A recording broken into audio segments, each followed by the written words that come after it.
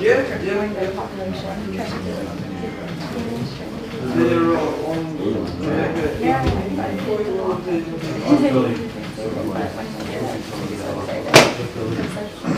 Billions of people.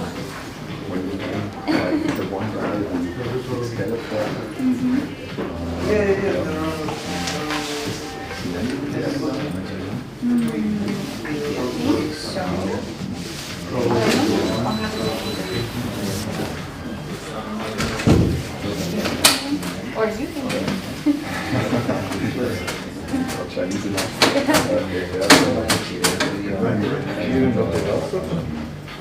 Well, I'm not going to solve it. Exactly. There's no time codes for any of these. You know, that's the one thing I wish I could do. Maybe Population and information. So like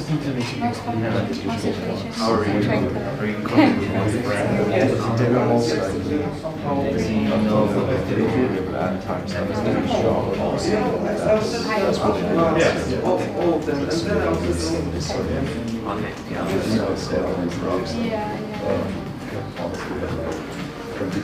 situations, train I didn't see it. Would you like to do the test?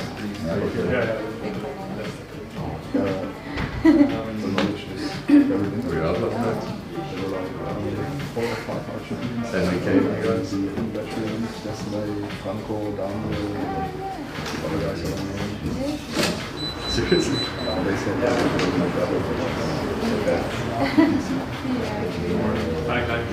For you guys.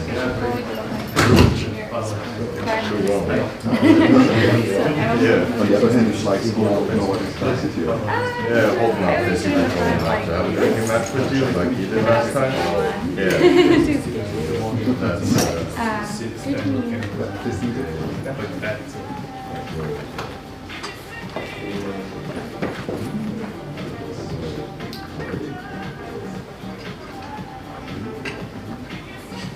Talking shit. Already? Like you never did before. Yeah. She even sent the guys out. Did they find you?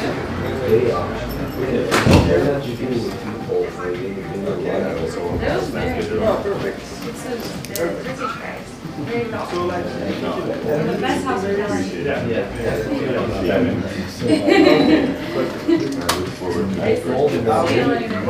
See you in 10 minutes.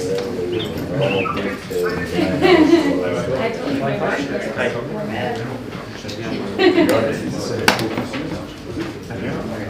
I thought you went home on Friday when we were out. Yeah. You ended up. I went to the next park. It's there. He's Oh, there. fun stuff. Yeah. You're on the gas. Do you have HDMI in yours? Yeah. You need to sleep also.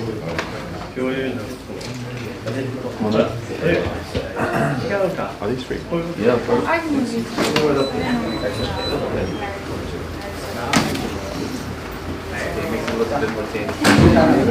Shall I move one? Or sit in front? It's okay. How many are you? Everybody good? Yes, over the table.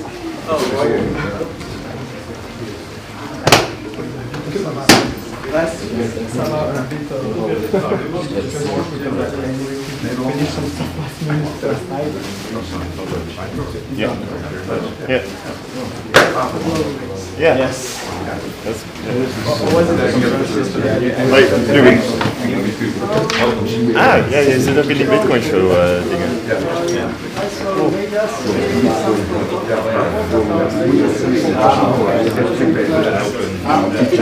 Ja, ik heb laatst de Satoshi Radio ook gedaan. Maar nog niet de Bitcoin show hoor, want die aflevering met Boris was in nerd culture, onze vorige podcast. Niet dat het wat uitmaakt.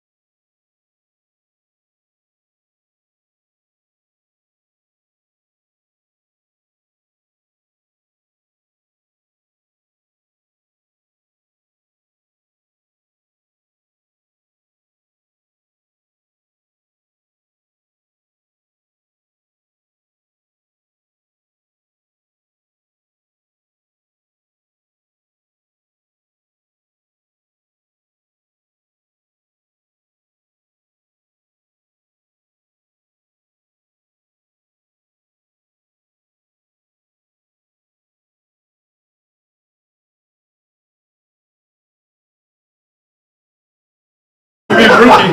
Yeah, we've been working on a software for 2 years, and we just met each other, and we clicked right away organically. So it was perfect.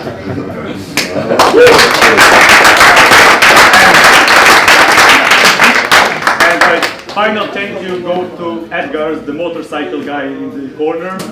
He's like our guy to handle everything in Riga. So if you want to buy food or good beer in Riga, that's Edgar's, and he's guilty because I'm now probably half drunk and everything, because he always manages to find like the best beer in Riga. So thanks Edgar, thanks MK for finding the stickers and everyone who helped us with this event. And now I just want to thank everyone and applause for everyone. I love you guys, and I think we can now connect with Vortex. No, my PC is dead. It doesn't run. Okay, so I just want to put a little bit background why we want to put Vortex on stage. So he's such a positive guy and always like brings us positive energy to our project and brings positive people. So he sent Britt Kelly to us because he's such one of us for Britt, please. And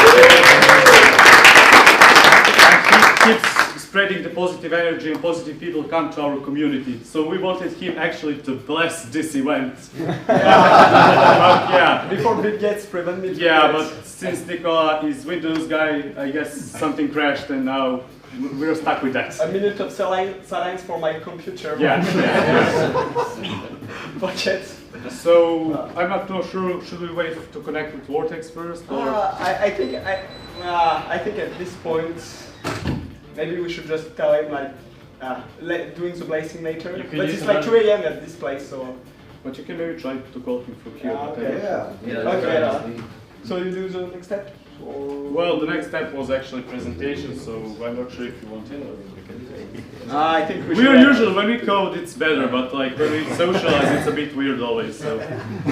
No, I think the best. So yeah, like here it's crushing at the last minute. So it's yeah. So I think the best is that we start the presentations, and while there is a presentation, I contact Vortex. And then we figure out what to do instead of just waiting. You want to do a presentation, right? You want to do it? I should do a presentation. You want that? Yeah. Okay. Good. Can you just help me with connecting everything? Yeah. Sorry for technical delays, guys. Just connect to mine. How long do you need to say? No, I'll just do it. Starting at So, actually, I would like to introduce, this is Konstantin from CryptoCash. So, if in case you need some wallets or buy and sell Bitcoin, they can do that for you. I will explain everything now. But now I would like to actually give him a word to introduce CryptoCash. So actually he saved us right now until we connect everything. So thank you for that. Everything works? Yeah. But you can, do you have a presentation? No. It will be just yes. Okay. So guys, as Pavel introduced me, I'm Konstantin Vasilenko. I'm Chief Operating Officer of Paybis. Paybis is our primary business. We sell cryptocurrency online, like buy Bitcoin in 15 minutes with your debit credit card, with KYC, with online support. So basically, the service is oriented for new people, for whom it's difficult to enter crypto space because of exchanges are complex and things like that. That was our primary idea. Also, you can exchange and cash out and basically sell your Bitcoin and get money to your bank account with us. CryptoCash is our kind of secondary project. We created it more for kind of fun thing and also to help crypto adoption, because there are not a single place like that in Baltics, not many places like that in Europe. So the idea was that any person from the street who want to learn about Bitcoin can come in. So we tell him about Bitcoin, how it works, about blockchain. We help him to figure out how to store Bitcoin. We're official distributors of Trezor and Ledger. We also created some merchandise like that. So some people who are into the topic can buy something. And of course the main thing is for people to actually buy cryptocurrency, right? So you can come in with cash or credit cards, buy Bitcoin or another cryptocurrencies, and also sell it.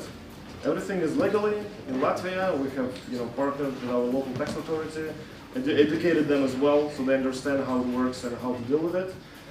And yeah, as one of our goals was education of local community and in general cryptocurrency community, that's why we're doing this type of meetups. So we're hosting different people, different guys, and really thrilled to have you guys because, in my opinion, BTCPay server is one of the few companies worldwide who are really innovating and helping the adoption. You know, they're commercial projects, we all know who they are, and this is an open source project, so it would be really great when, you know, in 5 years every merchant here will have a possibility to accept crypto. So good luck to you guys. I hope you will enjoy it.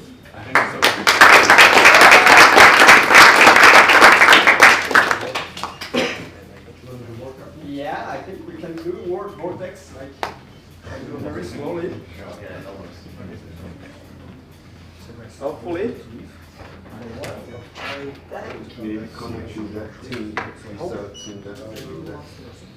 Wait, where is the official? Okay. Where the fuck is the? Here.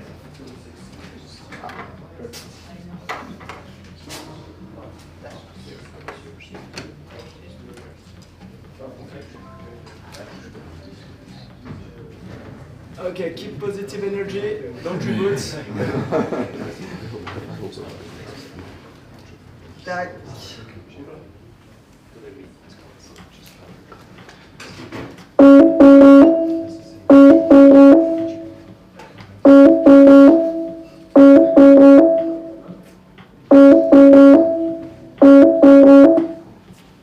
Okay, Vortex.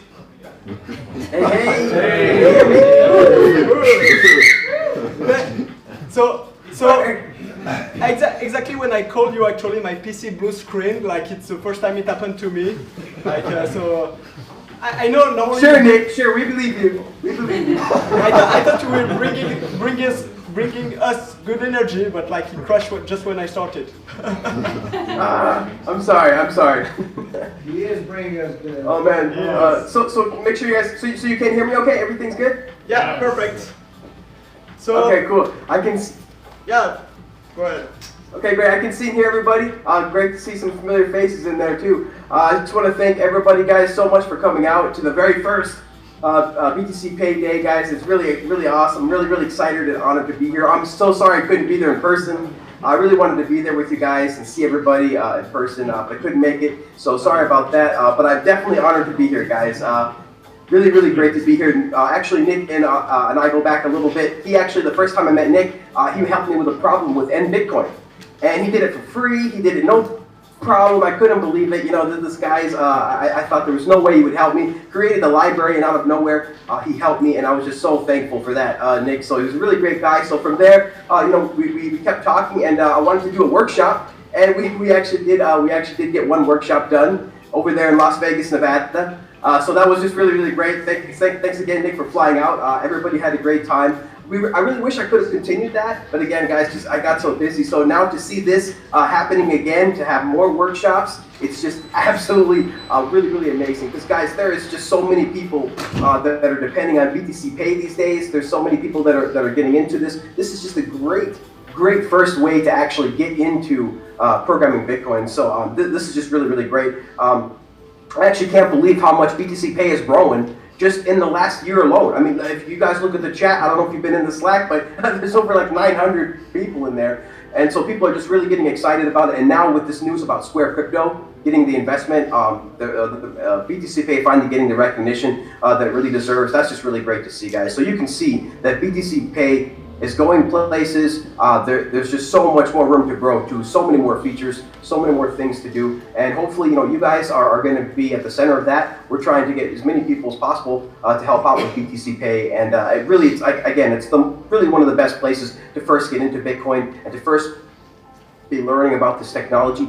So there's just so much more work to do, and you guys are going to be the ones that's doing it. You guys are going to be the ones that are helping out the world here. I think this is really helping BTCPay is really changing the world, guys, because the whole world has changed before BTCPay and after BTCPay. Because Bitcoin is so early, guys. It's so early days. I say this all the time on my podcast. It's so early. There's so much more left to do, but BTCPay is really one of those shining examples that we can point to of Bitcoin in the future, right? Of what Bitcoin was meant to be used for, of how you can use Bitcoin in a self-sovereign way without having to do things like with BitPay. So to see it flourish, to see all the crowd there being interested in it is absolutely amazing, and I couldn't be more proud to be here. Couldn't be more proud of you guys. Couldn't be more excited. So just like to maybe formally bless this meeting.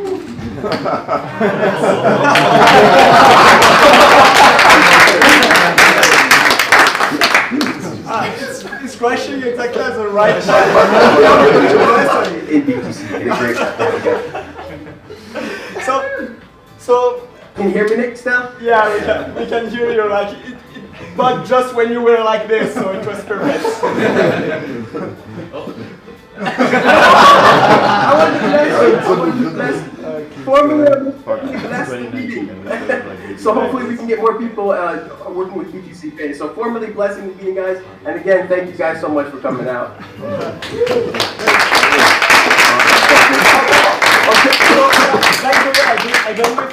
I'll take some questions. I don't know if you know, but you know, like Britt Kelly, Britt Kelly that came to our seminar like back in Vegas. Actually, I didn't know, but she was not a developer, and like I learned recently, you managed to find a job as a developer, like by working like on Bitcoin and like on BTCPay and stuff. Like, you know, you can just, you don't have to be very like starting, even if you start from scratch. Like, you can learn so much things, and I encourage you to do like Britt Kelly, like just follow her path if you want to be a developer.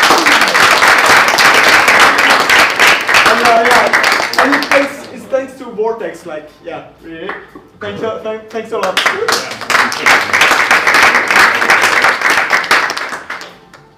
Okay. Thank you guys so much. Thank you. Yeah. BTCPay, guys, it's the best place to start. Thanks. All right.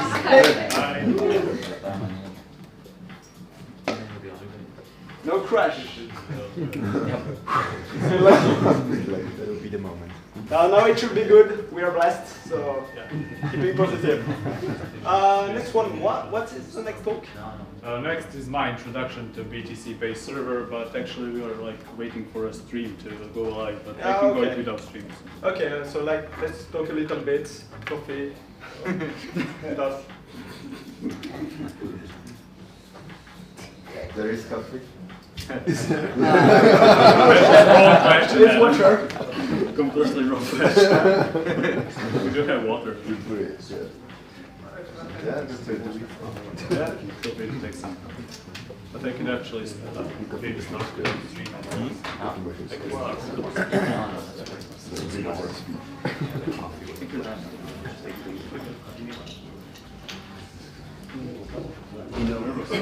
That's good. Well, that's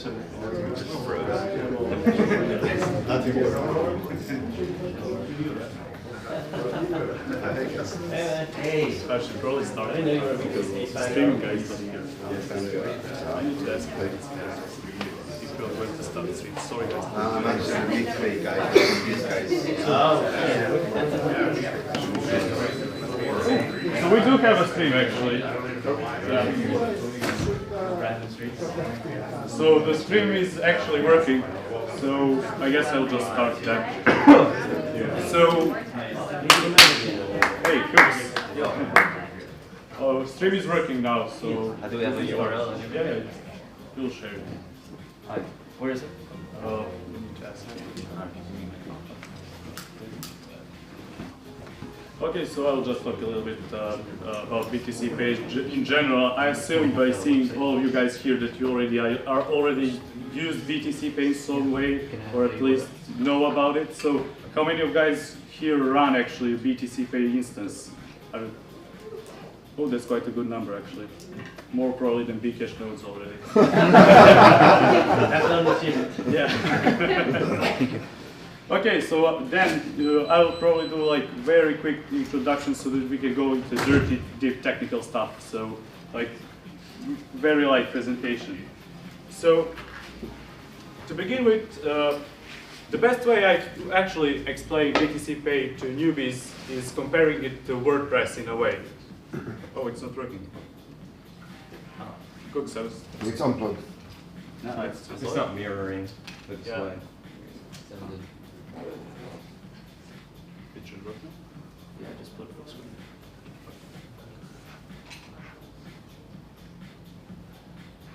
Sorry. So the best way I'm explaining to newbies is like a WordPress website. So WordPress allows you to have a website and allows non-technical people and actually people to just like make a website in under a minute and create their business on top of it. So in a way, BTCPay is WordPress of Bitcoin. It creates you to launch your own self-sovereign node and gives you everything you need, either for yourself or your business. In it's a very simple user interface actually. But underground, it's quite complex. The structure of BTCPay is quite complex, and it actually ties a lot of things into this interface. It takes a lot of efforts to tie all these Bitcoin things in a simple user interface a user sees. So, actually, one very smart guy once said that commerce on the internet has come to rely exclusively on financial institutions, relying on trusted third parties. I'm sure that all you already know who that guy is, right? Yeah. And also it needs an electronic payment system, like two parties to actually transact without like trusted third party. And you do know who had said that also, right? That is Satoshi. But actually not this Satoshi. This is like fake Toshi. But it doesn't matter who said it, it's actually true.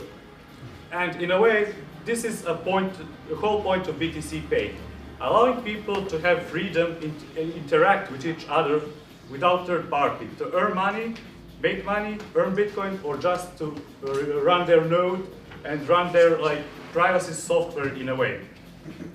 So, usually commerce works like this.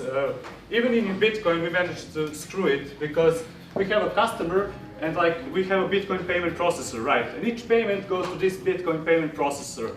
That payment processor processes a payment, they hold your Bitcoins actually, and that's how Bitcoin is supposed to work, right? We have a centralized third party taking care of everything for us, right? Of course not. So, actually, you see here that customer sends Bitcoin, it goes to centralized party, they actually kind of process it, actually they hold your Bitcoin, and that's perfect. And along this way, we made this mistake, like building a centralized system on top of this centralized one. And we managed to screw probably one of the most important steps, the Bitcoin payments. Like the Bitcoin payments were broken this way. You cannot run like a centralized party because, of course, we already know the centralized party will ask you, where is your passport, sir, where is your KYC? They can shut you down and they can just share your data, right? Like, that's what they do. These payment processors, that's what they actually do. So, another smart one, also you all know who it is, Nick Szabo, said that trusted third parties are actually security holes. So, how do we eliminate a trusted third party, right? What do we do with it? We obsolete them, of course. We remove them entirely. And yes, this is actually my hand-drawn portrait of Nicola Doria. So, besides being like the content guy of BTCPay, I also am in my spare time an artist. So if you guys need portraits, I would rather take your BTC and draw you actually if you want it. So, to be back on the point, the way you obsolete the third party is just what you do. How do you obsolete them? Well, you open source, right? Their technology completely. Like you open source their technology entirely, right? So that's what BTCPay is. It open sources and puts the code for everyone to use. Like anyone can use BTCPay, even for whatever reason they want. They don't need your permission, our permission to use it. They can modify it and use it in any way they want to accept payments and actually to make money with BTCPay server. So that's how we obsoleted them. And now, I just want quickly to show you simplified architecture of BTCPay, but I really want to go technically into it, mostly because I haven't slept at all, and Nicola will probably give me weird looks if I make a mistake on something. But actually, you can see here all the things BTCPay ties up together. So you can have your own store, we connect also Tor, we have databases, we have NB Explorer, that's like Explorer which tracks payment for us.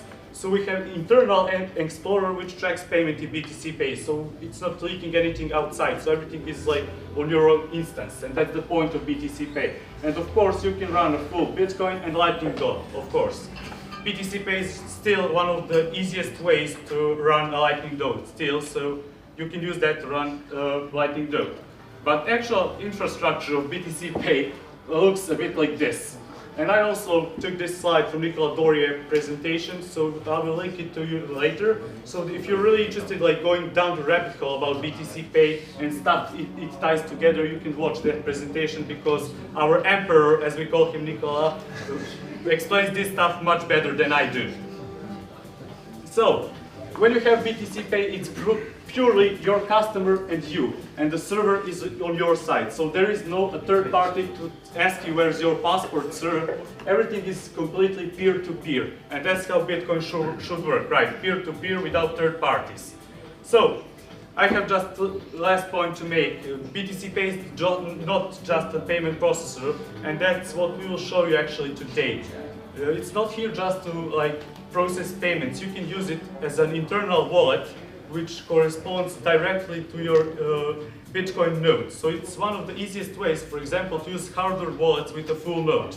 You can use it with partially signed Bitcoin transactions also, and there are many more ways in which you can use BTCPay, and we'll show that to you today. So to make my point finally, BTCPay, the way I want also to explain it, is like a toolbox.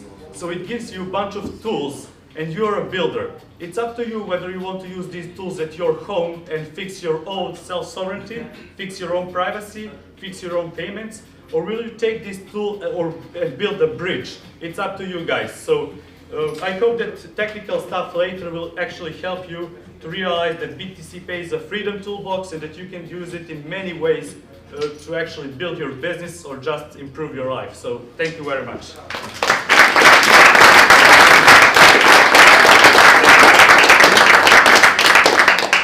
So our next speaker actually is Nicola Dorier, so I don't think he needs much introduction, so I will just leave it now to him. It's already my turn? Yeah.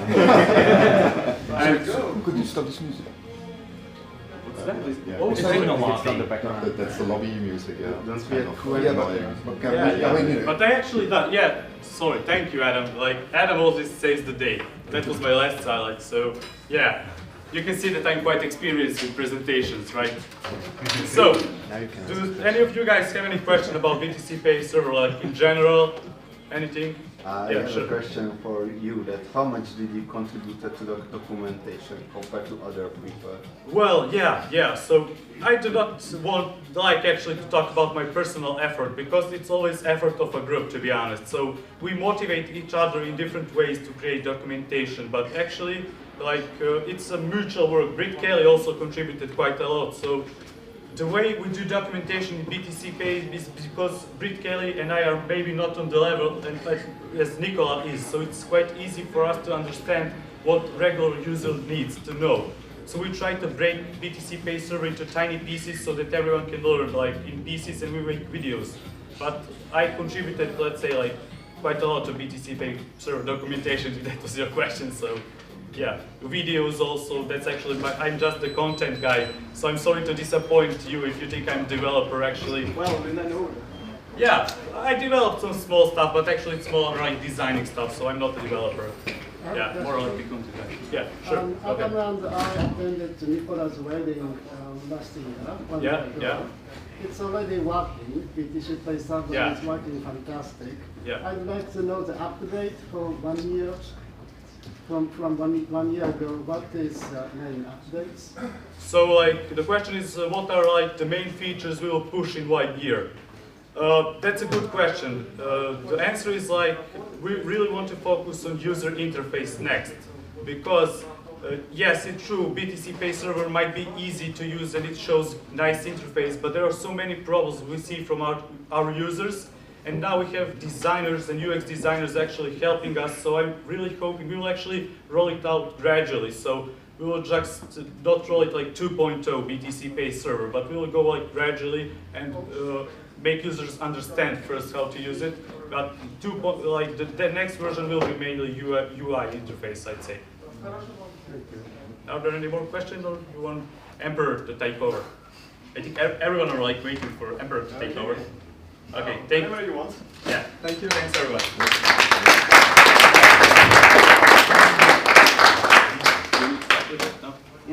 Okay. Should be good. Okay.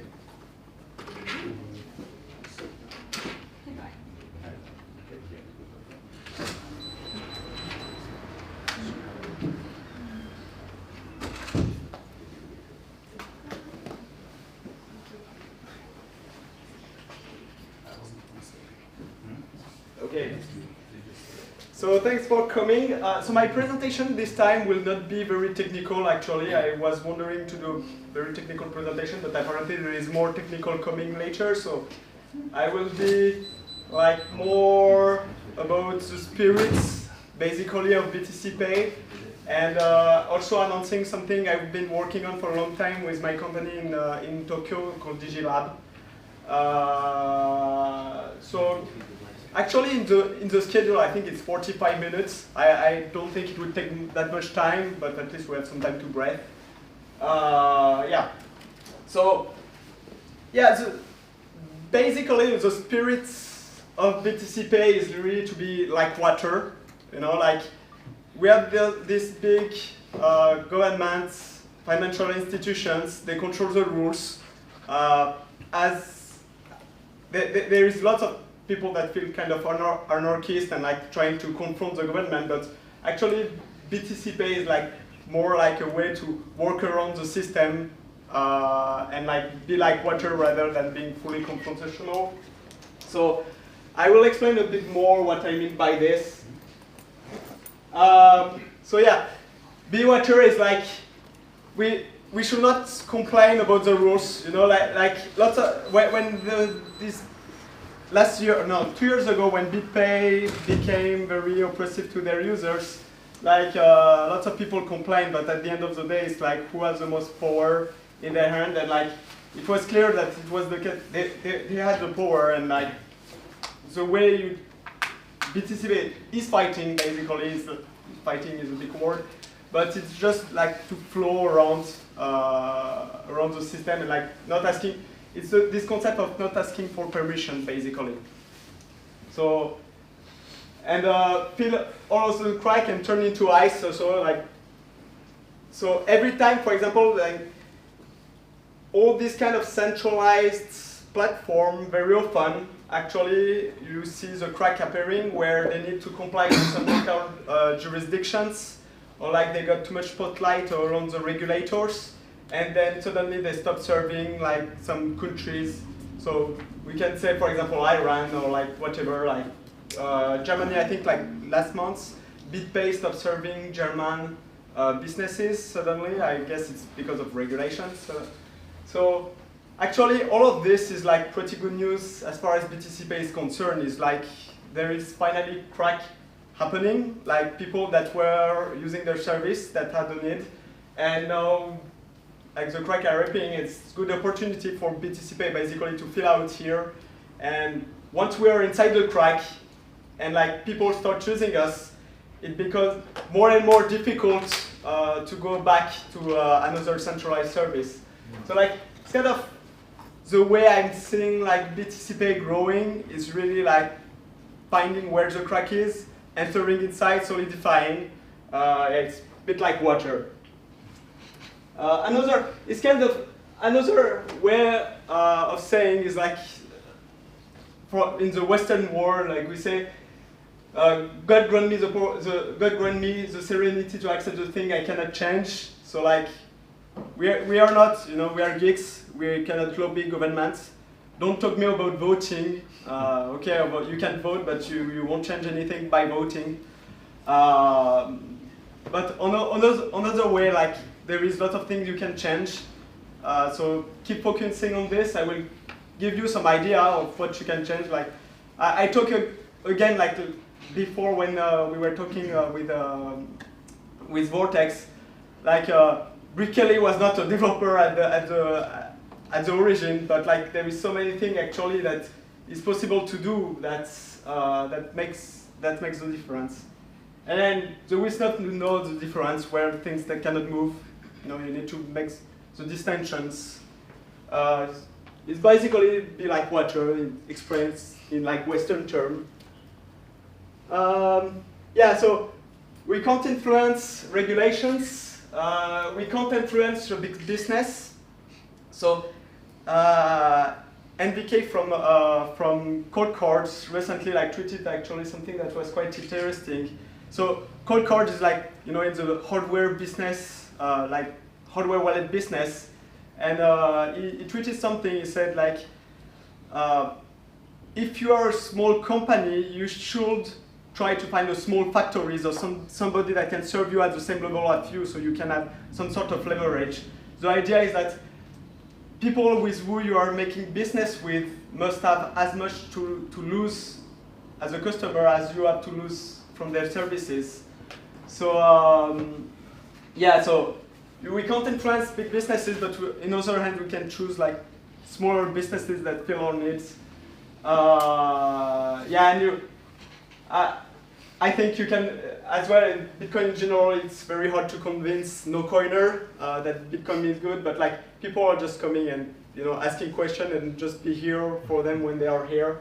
That's actually why we have these chats, you know, chatbtcpay.org. Like lots of people are just curious about Bitcoin or BTCPay. They just come, ask questions, and by asking questions, basically fall into the rabbit hole. I guess most of you came from this same place. Yeah, there is an exception for Andreas Antonopoulos, because when you give a talk, like everybody's so hyped up. This is the only exception I know. Yeah, so there is lots of things that you can do without permissions. So like you can trade with your neighbor without permissions.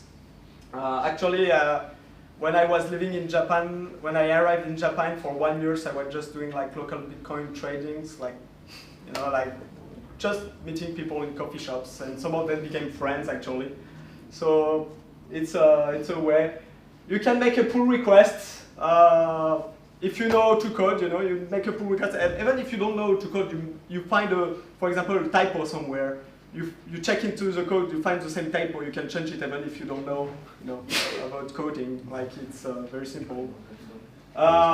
You can translate stuff, so like it's where Brickley did lots of work actually on this. So for example, in BTCPay we have the checkout page. Before it was only in English, and like we needed a whole kind of translation architecture behind it. Like Brickley worked a lot on this. You can document stuff. So like Partnex and also Brit as well, like they are like the author of, the main author of the big documentation of BTCPay. It has been very, I think it's like half of the code, frankly speaking, in terms of work, is half of the code, like documenting it right.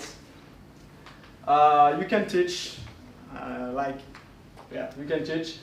You can choose how to spend your money, and you can choose your supplier, something what I was saying before. With NVK, just find the supplier that has the same level as you. And if you really don't know what to do, actually, you can just go to the chat and ask to Pavel next. And like basically, he's kind of the handler guy. There's lots of people that come in the chats, in the project, and they say, what I can do for BTCPay? And I say, just ask to Pavel next, and Pavel next like has always great ideas.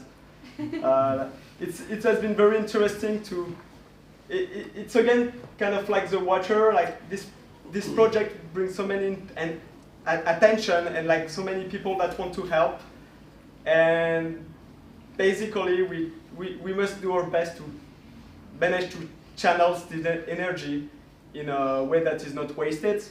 So yeah, if indeed we want to help the project, you don't know what to do, like just like Pavel next, you will find something.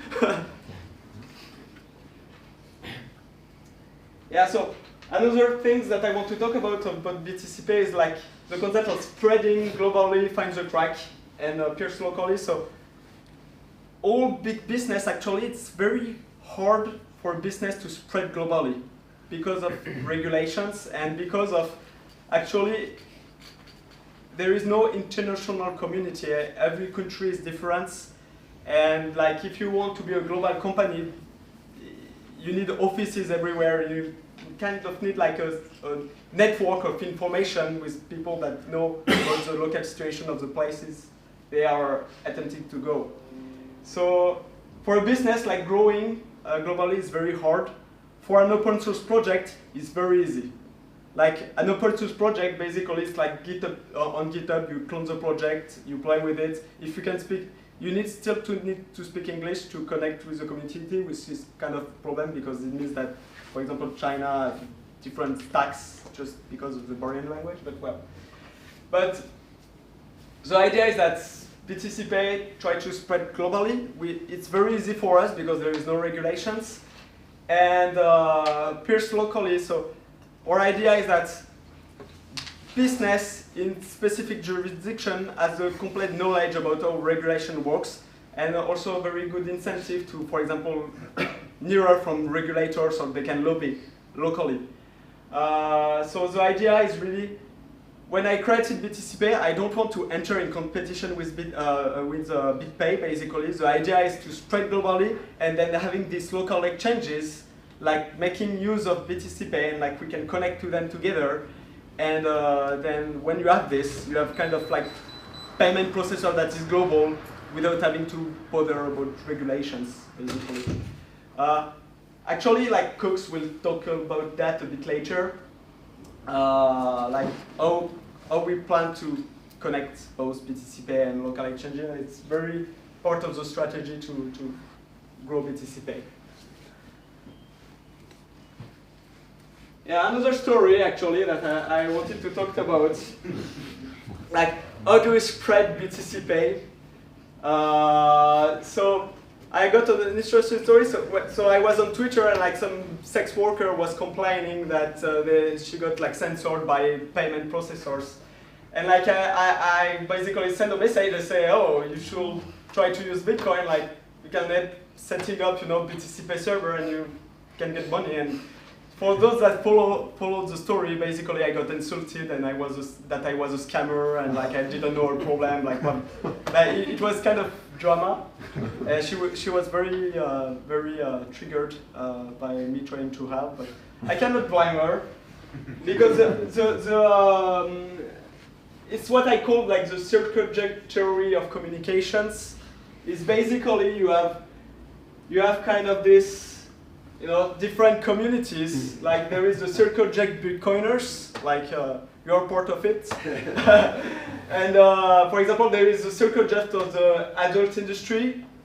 Okay, and in general, you have these two communities, and people that don't belong to both communities, they cannot effectively talk to each other because there is kind of barrier that prevents, like trust barrier. Like when you are in an industry and somebody tries to pitch you a coin, it's natural that you try to, reject it and protect yourself.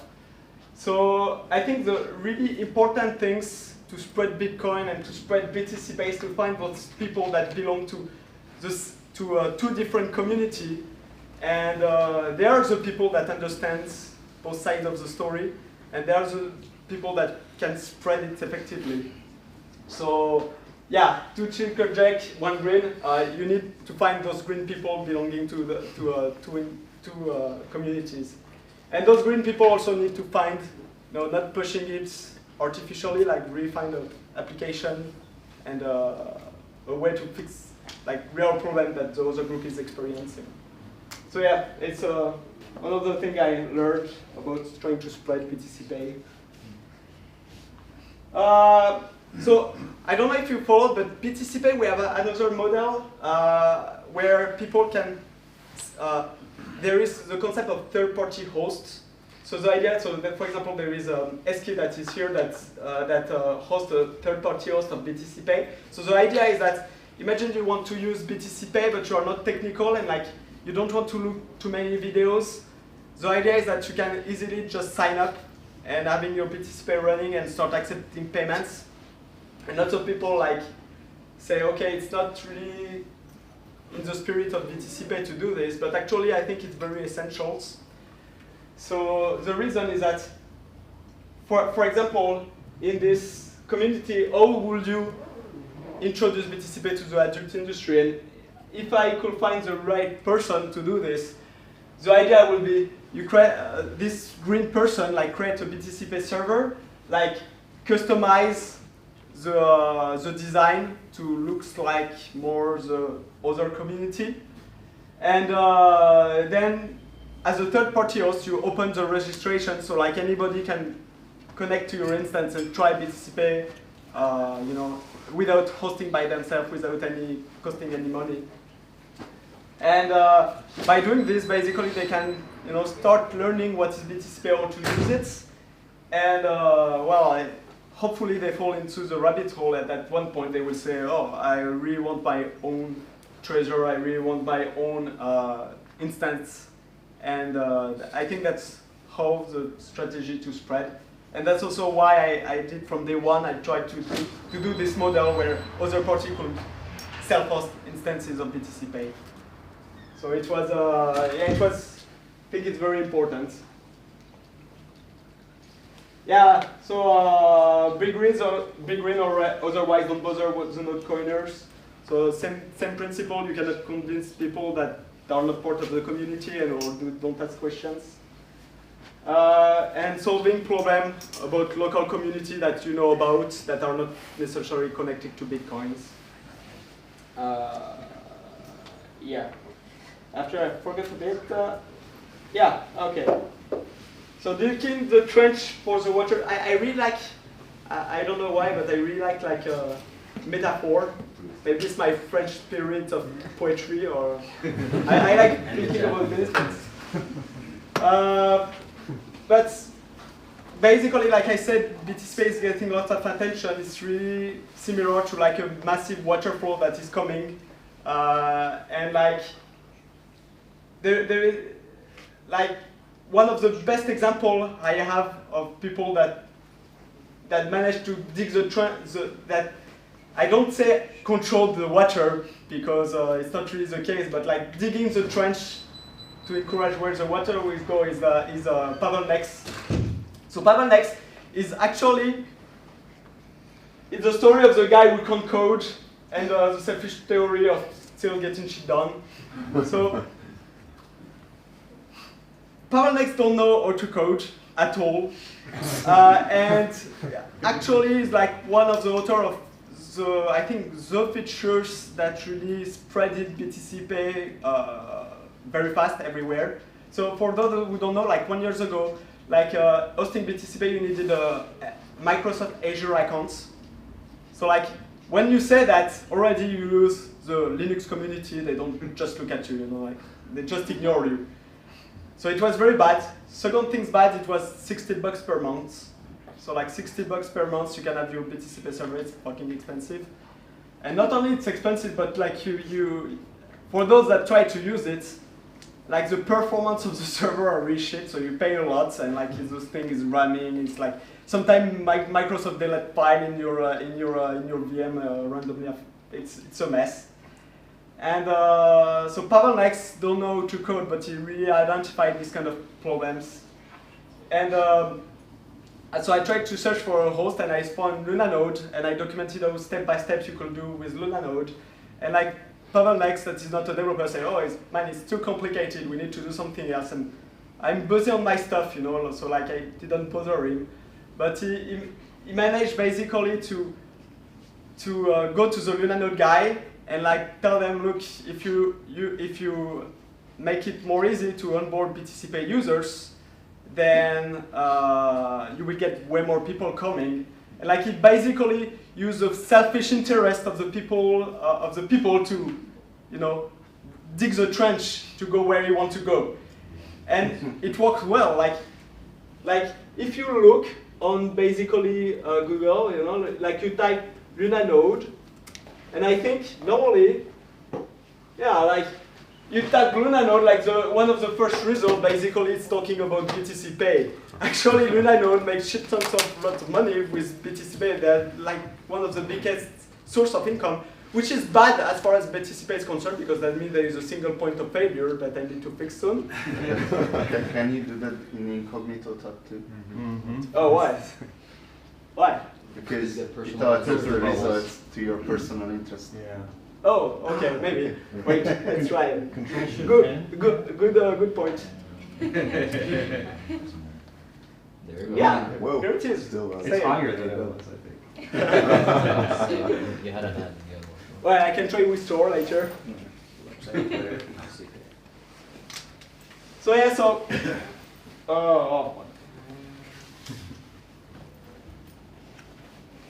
yeah, so I think it's a good story of what happened to BTCPay, and like once again, you don't have a coder, you just have to find somebody in another community that share the same interests, and you know, I will not say taking advantage, but using selfish interest of the individual to spread, basically. So yeah, things you can just change. In general, nobody cares about your business. So you need to, if you want some, so lots of people come to BTCPay, oh, I need that for my business. And basically the idea is that very often it takes lots of time or you get ignored just because of the simple fact that nobody cares about your business. So you need to think about this, and once you understand it, like know that the water flow in the path of least resistance, so dig the trench and help people like. So for example, if you want a feature in BTCPay and we don't care about it, digging the trench can be as easily as documenting properly on an issue what kind of thing you want, and like a developer will come like, oh yeah, it's a super idea, I will do it. So like really this concept of don't be offense, but nobody care about your business, but you can make it look cool by taking some time to describe the problems and seeing selfish interest to user to work on it. Yeah, so document clearly. Yeah, so one thing of that Pavel Next did, like when he contacted the Lunanode guy, like he documented very clearly what he wanted. He made mocks, like to show them, and he helped testing. Like I think like every day, like maybe you did like maybe 100 deployment of BTCPay to try to test their stuff, and like it's super important. And give lots of feedback, and once the work is done, like advertise it. So you don't know is happy, you know, they work for this stuff for maybe 2 weeks. I don't know how much time it took. About 2 or 3 weeks. Yeah, 2 or 3 weeks. You know, like we published it, like they got lots of attention. Now everybody is happy. So yeah, it's the kind of things you can do to help. If you want for your business a specific feature, is the kind of things you can do.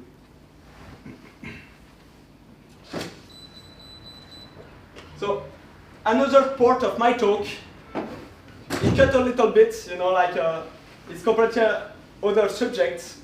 So recently I've been working in DigiLab on what we call Hack Zero. It's like wait, I will show you here. So it's kind of like, you know, like lots of other boxes with like nodoliths, etc. Like it's a kind of Raspberry Pi. It's a Rock Pro 64 inside for those who know, with BTCPay pre-installed and everything on it. And so I want to talk about what kind of experience we got on it. So I wanted to talk more about it, but actually yesterday I needed to flash all those boxes, and there was one bug on the image, so it took me way more time than I wanted to install the flash everything. So I'm missing some slide, but if we come back as I'm talking about it. So one thing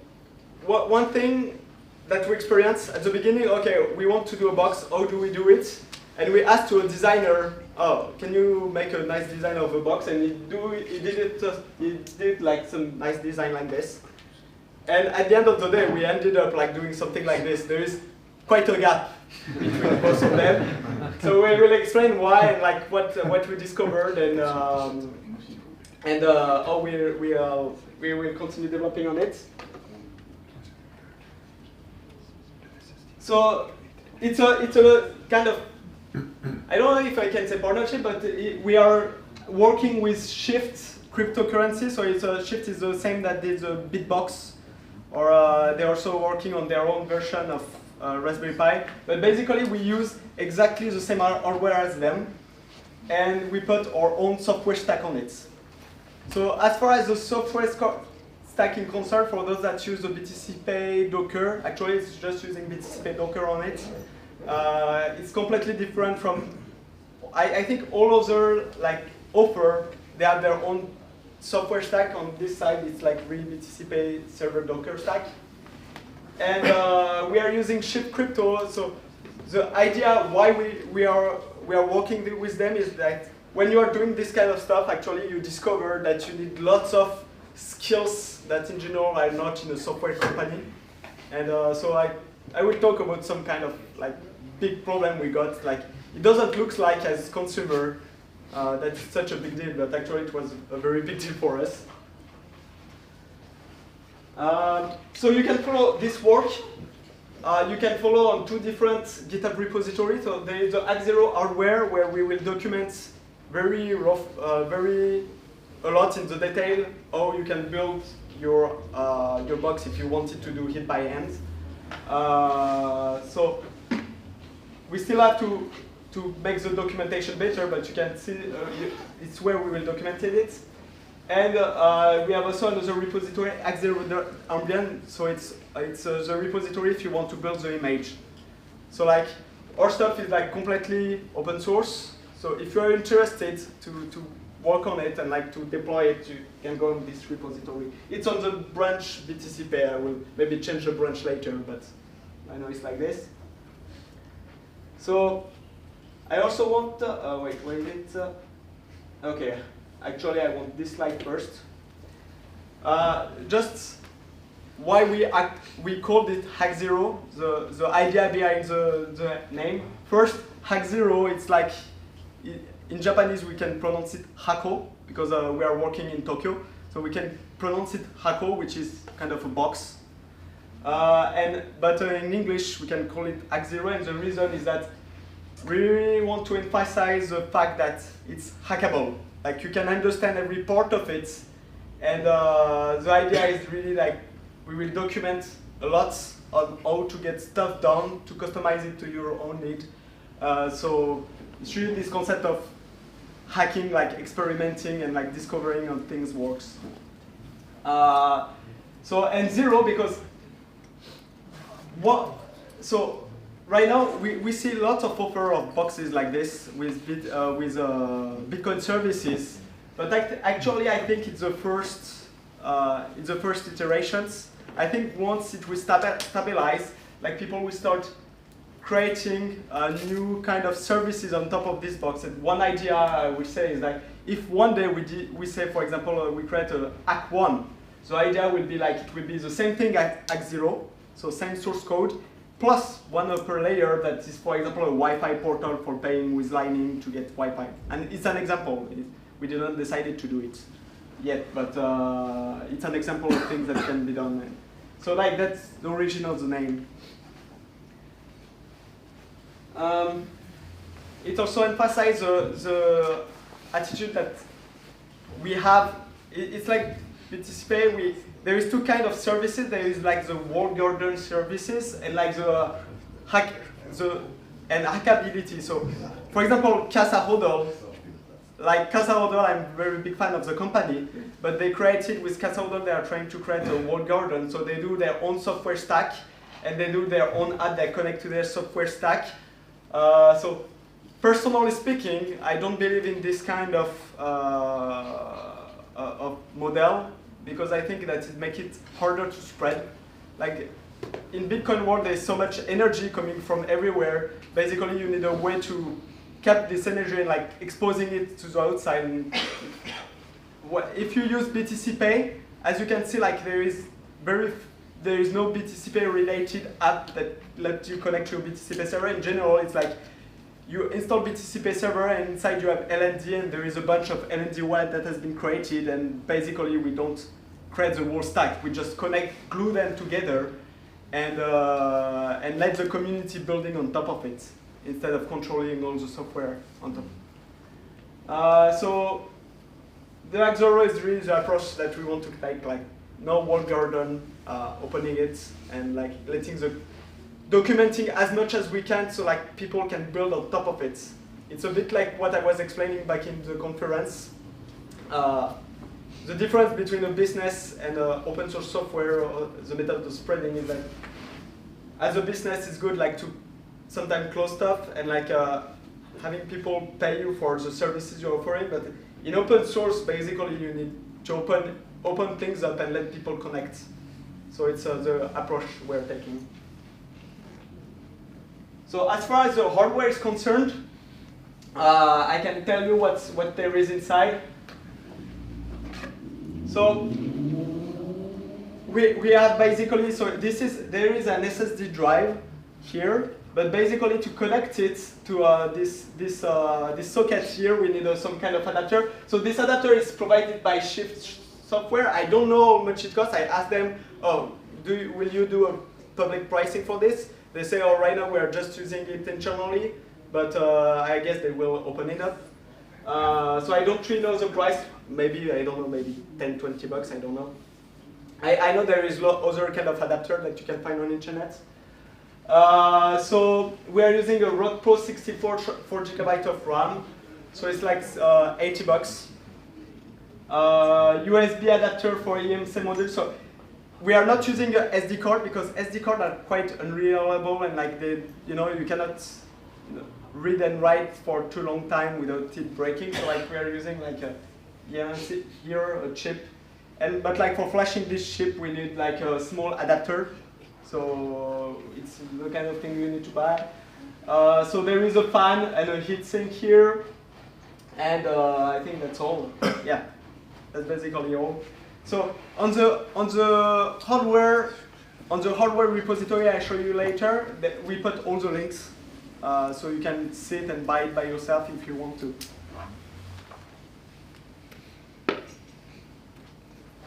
Okay, so one thing that we learned, actually, but that is a pretty big deal, is the cases. Like I said at the beginning, we want to do this, I don't, oh, where is it?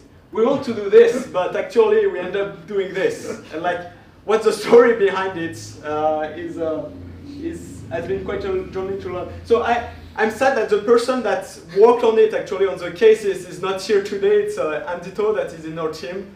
But he's having so much fun because there's so much things to learn about just making a case, actually. So first, 3D printing. So 3D printing is cool. 3D printing is sexy. If you want to put an X0 in your living room, the wife will approve, which is good. Yeah, the problem is that it's 100 USD. Like the total of material I showed you before, it was like 200 bucks. Like just the case in 3D printing is like 100 bucks.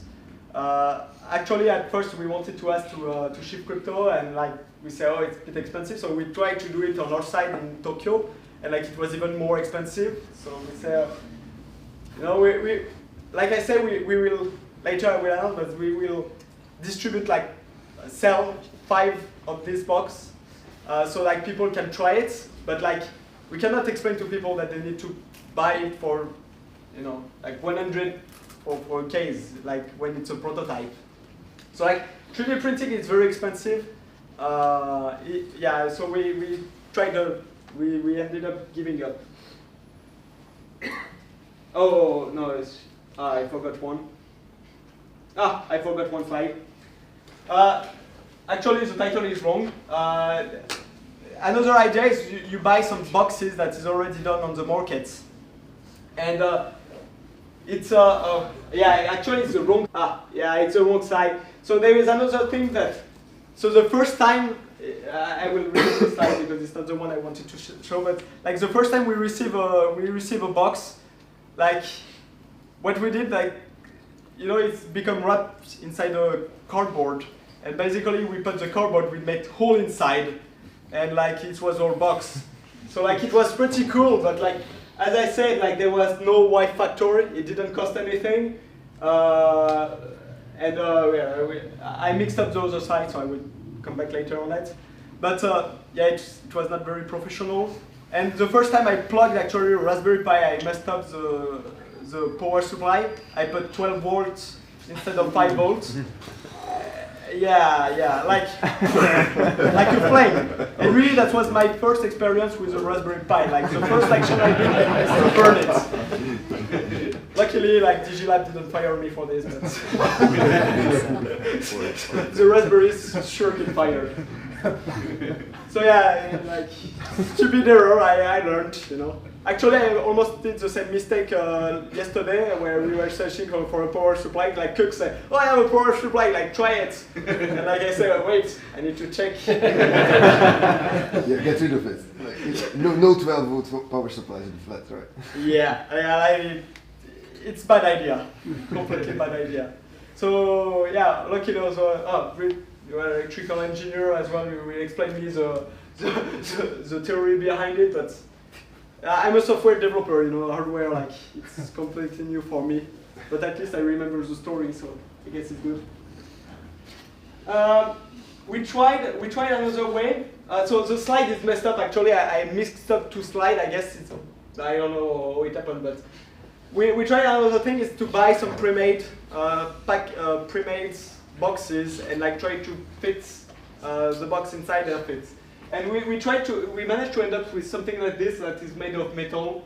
Actually, it's quite expensive, like 30 USD it was costing us. It's nuclear war-proof node. Like, you can put it like, I don't know, in an industrial place, but yeah, the wife won't like it, so you cannot put it in your living room, which might be a problem. So we tried this. And actually, we settled for something more fun. And actually, I think its Y factor is okay because it looks kind of good, I think. I mean, maybe I'm biased, but I really like it. And so the idea, like, when we tried all of this, like, Andito was, so the guy that did all this crazy experience on the cases and is still continuing right now as we're talking, basically start looking lots of YouTube video and seeing like all the different kind of material and now you know lots of DIY video on how to get it done. And actually, like doing this, it's not expensive. Like the screw and two plates of acrylic, like you can order this on Amazon for like $10. And I mean, it's fun. You cut it everything by yourself. The tools are very not expensive. So it's very good, but the bad thing is that it's manual assembly. Well, if you have 100 units, like for example, yesterday I assembled 6 of them. So we are selling 5, but I was assembling 6 of them because one is broken. But yeah, basically it's like pretty fast to do. So like even if you have 100 units, you can do it manually. It's not. I think it's not a big deal. You can also actually the companies. You can even cut it by yourself or like ask the companies that you find like to cut it for you and make hole for you. But in general, by your experience, if you ask them to cut hole and cut it for you, it multiplies the price of the acrylic by 2 or 3. So like it's the cost of manual labor compared to the raw material. So, I mean, I think it's fun to do it by yourself, so it's also good. So yeah, we try to do this very easy. We also check like what is injection molding, but like I said, like Digilab is like a software company, and like digital injection molding is like you need like big investment in big machine, and like we cannot do this by ourselves, and like. So I don't know what it's called, but I think it's like 10K. So you do the mold, and after you inject the plastic inside, and you can do lots of Ks. But like I don't know, you did maybe 500, like 500, 1,000 before it like brings the price at competitive level. So we will not choose that for now. Maybe so. Like I said, we are depending on Shift Crypto. So maybe Shift Crypto will invest into this because they are kind of more hardware company. And in this case, we'll go with them, but I doubt that as Digilab is concerned, we'll invest in this kind of equipment. Yeah. Another thing we learned, a pure designer is not enough. Like, when you ask the designer to do it, like they made a super box that looks nice on marketing document, but like this kind of stuff is hard, and you really need like people that know which kind of material to take and that know the limits of the factory that will manufacture this kind of stuff. So, a graphical designer is not enough to manage to make a proper box. That's something we learned. So, as far as software is concerned, I didn't.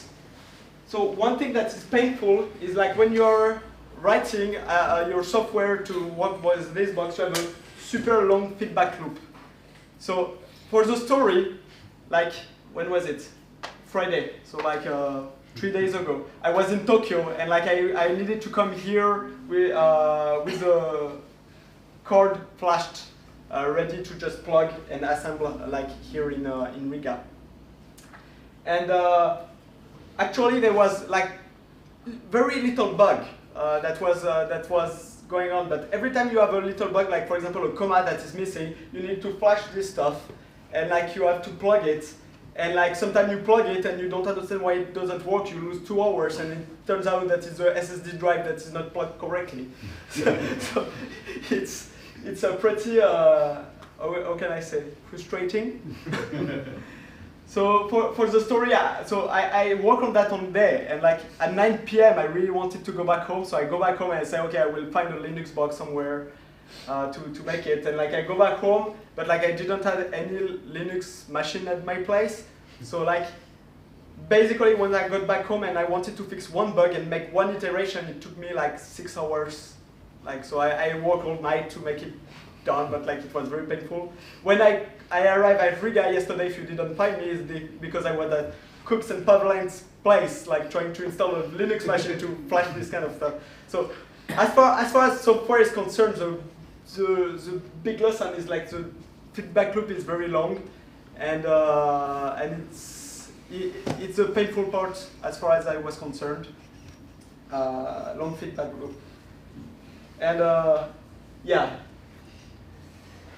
There was another thing, but I forgot about it, and I forgot to put it. Like, it's like prototype kind of versions. Okay, so the idea is really you plug it at home, you connect to HTTP hack0.local, you see your BTCPay server, and you have like a Tor link if you want to access it from outside. So like it's very easy to use. It's our prototype versions. So we came with 5. We're selling it at exactly the price that it cost us in terms of material. Really what we want is like people that are just interested playing with the hardware and like giving us feedback. And basically like, I think I will just do a channel inside the chatbtcpayserver.org where people that get it, that just join, and like we make it better together. And so yeah, we have 5 units of it that we're selling, so come to me if you're interested in it. And we'll communicate over the chatbtcpayserver.org to make it better and make lots of iterations. Is it for merchant?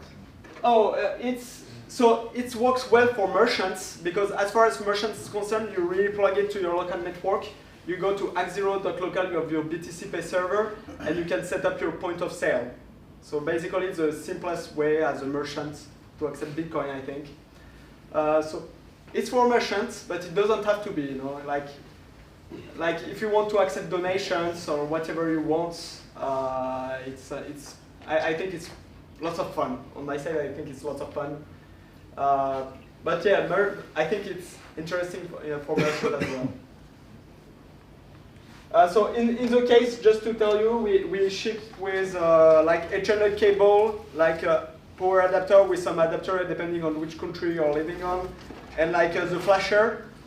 With like I said, it's a hack0, so it's hack, which means that we expect you to play with it and try to flash new image on it and see how it goes. So like there is a flasher integrated, and yeah, and the box basically. So like everything for hacking. And last thing, So for those that know Silicon Valley, for those that know Silicon Valley,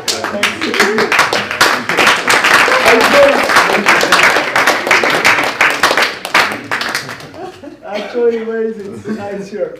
So I brought an acrylic pen to put my signature on it. So like I present you the box.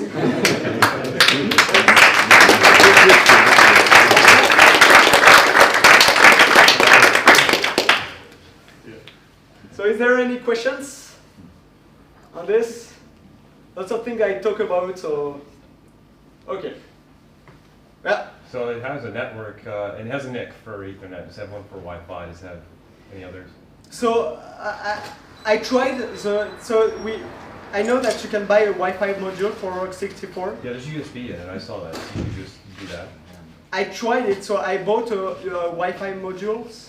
Well, we bought a Wi-Fi modules. I tried it and I thought it was not reliable. So sometimes it worked and sometimes it didn't. So basically, yes, there is, but like need to find the right one. The one I tried were not very reliable. It was not even pluggable on internet. I think it was, you know, there is like GPIO pin. I think you needed to plug it on this, but it was not very good. So maybe there is like good one, and like it's the reason why we are like selling it is like and distributing it for the same price that people will try it, new stuff, and see how it works and get feedback, and then we can improve together on it. Yeah. And okay. Can this be used in production right now? You think? Is it right? I mean, we have one on our desk that is working like for 1 or 2 months. It's not the last version that I flashed on the card. It just work. Right. I would say yes, because for those that don't know BTCPay, like the funds is not stored on the BTCPay server. It's in general stored on your hardware wallet. Right. So like in production, you have not a lot of risk. The only risk is like if you have a Lightning node, like Lightning right now it's still early and you can get wrecked. So like Pavel makes, for example, by doing video, like he lost like maybe $100 on his channels. Like me too, it happened as well. So like, but it's more a problem of the software stack. I think that really is the hardware by itself. Other questions? So, yeah. I still like to know DG Lab's motivation to develop this hardware. Well, it's like, so DG Lab is kind of like, we call it open innovation. So like it's kind of research, I would say research oriented. Or if Taro, you want to, my boss here is here actually, so I'm like very pressured. I can reply, or you want to say as you want? Okay. So basically, it's kind of you want. Yeah. Okay. So the hardcore is the currently prototype version, as Nicholas says, and we will evaluate that to the payment system for the consumer, like home electricity kind of thing. And after that, we will implement it to the IoT thing that can, you know, the M2M, machine to machine, right? With Lightning.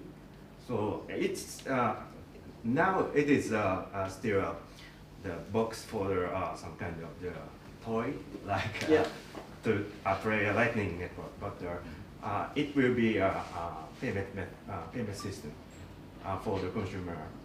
And also enterprise. So we will, maybe my dream, I want to bundle with the AI camera or some kind of things, and then look at your face or product and pay automatically. And bundle with the hardware wallet inside, and we can do confirmation remotely from smartphone and automatically pay to the other merchant or something. If we live in Japan or some kind of US or thing, and we will go to. We have been to Israel last week, and we can pay if there are timing that we can use Bitcoin as a payment method. We can pay at Israel from our home directly to their Israel via toll. That's yes. So it's something like a personal bank sitting at home. Right. You don't have to use bank. Yeah. So we have to district bank. Yeah, one thing we plan later is as well, like he said, like integration of hardware wallet directly to this. So like one of the problems with hardware wallets is that you need like physical confirmations, but we can very easily like imagine a hardware wallet on this kind of boxes where you can put some quota, for example, where above like, for example, 1,000 per day, I don't need like to press a button on my box to solve it. Like, you know, BTCPay, we never know. It can be compromised. So like if there is a hardware wallet integrated into it, like it's something that we want to see happening. And that just puts some kind of limits on the worst case situation that can happen if your system is compromised. So it's something we will work on it.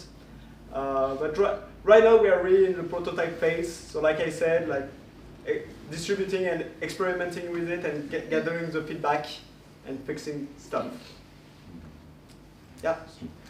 If I look at the price of all the components, I sum it up, I add the margin to basically cover your own economic input. What would be like the final sales price? Because the reason I'm asking is I have a nodal, yeah, and cost me about 450 euros. Yeah. And there's a BTC Pay option integrated. So I'm wondering, is it really worthwhile putting in all that effort to build something yourself? And in the end, your product's going to be 400 euros, and theirs is 450, and they've already put in all the engineering calculations, and it works perfectly. Or to amplify the question, if you're working with Shift Crypto, they're currently working on the Bitbox base. So we are using the same hardware of the Bitbox base, but not the software part. Okay. So yeah, so if I summarize the question is like, economically speaking, it's very hard to compete in this domain because like hardware price is quite expensive, so the margin that can be done is very limited. So there is Casa. So Casa Hodl choose the model where they make almost no margin, but they are offering a kind of services for custody. So it's one way of doing, but I don't think we plan to do this because it's kind of hard because you need a team like of support these kind of things.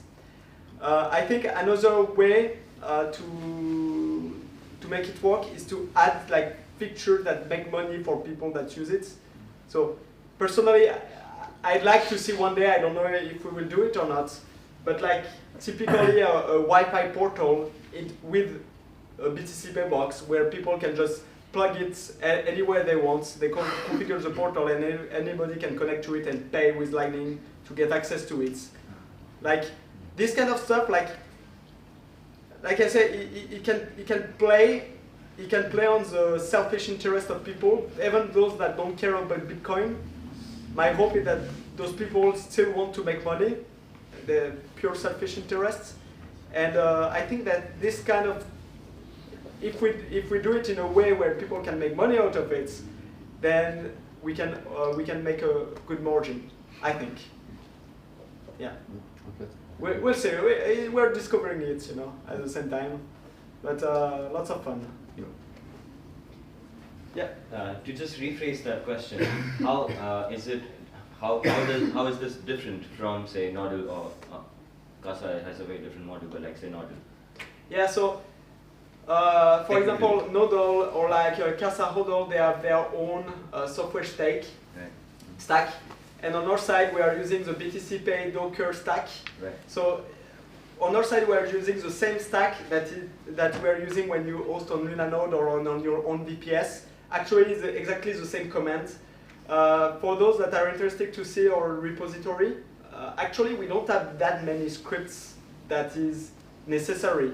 Like the only scripts that are necessary that don't belong to the BTCPay server Docker stack is to make the fan work. So like if the temperature go too high because it's sinking, like we activate the fan. There is a setup of the SSD. There is we can ship with the UTXO sets. So basically the first time we start, like we need to unzip it. So like it's very simple things like this, but all the rest depends on our Docker stack. And the nice thing is because we are using the same stack for service, for cloud services, and for this, I think it's very easy to maintain and like gather feedback. And when we add, for example, imagine that tomorrow to our BTCPay Docker stack we add Dojo, for example, then it will work at the same time for the cloud and for this at the same time.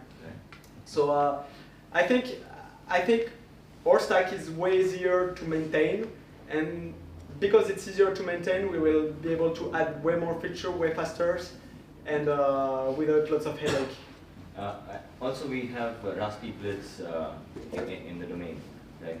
So, and Raspi Blitz is an open source project. Yeah. It's pretty much like it uses Raspberry Pi, but like it's pretty much similar in the same category. Yeah, it's the same category. Yeah. They just have their own stacks basically. Yeah. So the nice thing we are using Docker on the road. The nice thing about Docker is that, so imagine that you want a service that runs on the Hack 0, and you want to do your own service. Actually, you just have to create Docker images for the architecture you are aiming to support, and then basically integrating it to the BTCPay Docker stack is like, I don't know, like 10 lines. So like, it's very easy for somebody to build a new service on top of it, and it will be available not only cloud-wise but also on the box, basically. And like the Docker stack also, I don't know if you have seen it, but like it's very easy, for example, to have your own repository where you put your own software on it, focus, and just like having your own software running on it. So yeah. It might be a very vague question, but aren't you afraid that the original direction that you were going was, if you're not technical and you're just like a simple merchant, and before you would go to BitPay because it's plug and play, and now you can go to like Lunanode and everything, and it's really super simple. Now you're starting to address like much more technical and hardware and like very geek. Yeah. And you only have 24 hours and 2 hands. So aren't you afraid that you might neglect the merchants? Well, so that's why I think we are all here to build the army. Yeah, the BTCPay army, yeah. I'm saying that, I just have a follow-up as an example. You were talking about WordPress. Yeah. One of the interesting thing about WordPress, of course, like they're super big now and they've been there forever. But you buy a domain name in so many different domain register, and they offer you like a one-click WordPress installation. Yep. I would like to see that with BitPay. Like you buy a domain and it says, "Do you want to BitPay on it?" And it says, "Yeah." Sorry. So I would like that there is, I don't know how to say, but more software and more business than too much geekiness. That's true in a sense, but like it's always so. Right now we are using Lunanode. It's very easy, but as you say, you still have to buy the domain on the side, and it's a bit too much techy. We can streamline this, but like, as an open source project, my goal is to spread BTCPay, and actually one of the good strategies to spread to BTCPay is to attract technical people, because they are the guys that build stuff on top of it and that take advantage of those opportunities. So on my side, if I can do, if like a company come to me and say, "Oh, we're integrating to make it easy, like Lunanode to integrate BTCPay," I will definitely help them to do this. And like Pavel next will like do lots of feedback and like break their stuff and like make it work perfect. I would like to see this, but like on my side, I'm very focused on making BTCPay grow, and I think the easiest way to make it grow is to make it techy. I mean, make it techy enough so like people can hack it and build stuff on top of it. And yeah. And just a question is that I understand this principle that you grow, that you want to have like a Docker image which is like easy updatable and things, but I think like there are trade-offs with that. So obviously, how much would you want to continue to support the implementations who are not using all of your stack, but only the BTCPay part, and running their own LND and Bitcoin D, which is not part. So, like Raspberry, it's all Nodal, or I mean, Nodal is different because they do their own engineering. Raspberry is like an open source project, and if you implement the BTCPay server in there, you don't want to use LND and the Bitcoin D instance, right? Yeah. And well, when you use the Docker deployment, you can choose which parts you want to exclude. But so in BTCPay, we still have the manual. So, like for example, Nodolit and everybody, if I understand, they are using manual deployments. And this, I will continue to support it. Like it's very important because, like, if we only support Docker, like those projects like Nodolit or like Raspberry Pi will not be able to be constructed. So this will definitely continue to be supported. But on my side, in terms of support, when I try to push people using Docker just because like I can control all the environment and I'm sure that it's working exactly. Right. But like, I mean, I'm glad that Nodolit and Raspberry Pis are using like the manual deployment, like. Because I mean, just because that part of it, there's been so much like thought and like engineering went into to have like, for example, I mean, Lightning is the biggest issue. Yeah. When it's quite reckless, and if you lose your data, you can use your off-chain balance. Yes. But you can back it up. Yeah. And it is like I mean, for example, in the Raspberry, I'm sure in the Nodal also, there is like maximum effort put in that you kind of have a backup of that.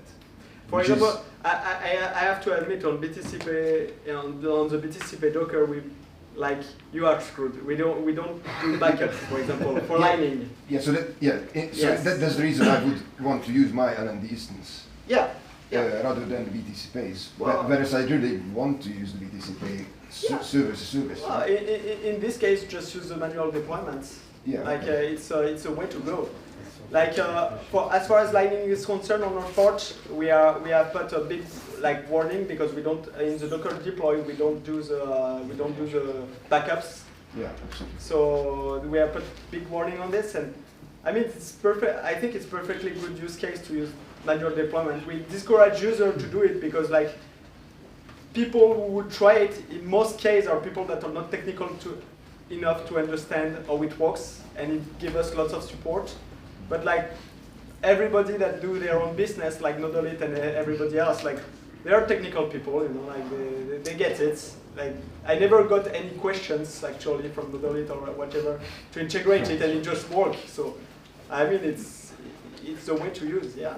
Okay. But obviously, you wouldn't provide support for that part. That would be that's someone's own responsibility to do that.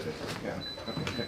I hate to be the party breaker, but we should probably not hurry a bit with questions because we actually have a workshop focused on a Raspberry Pi, so you guys can ask questions if you want. Just one little question, one remark. Okay.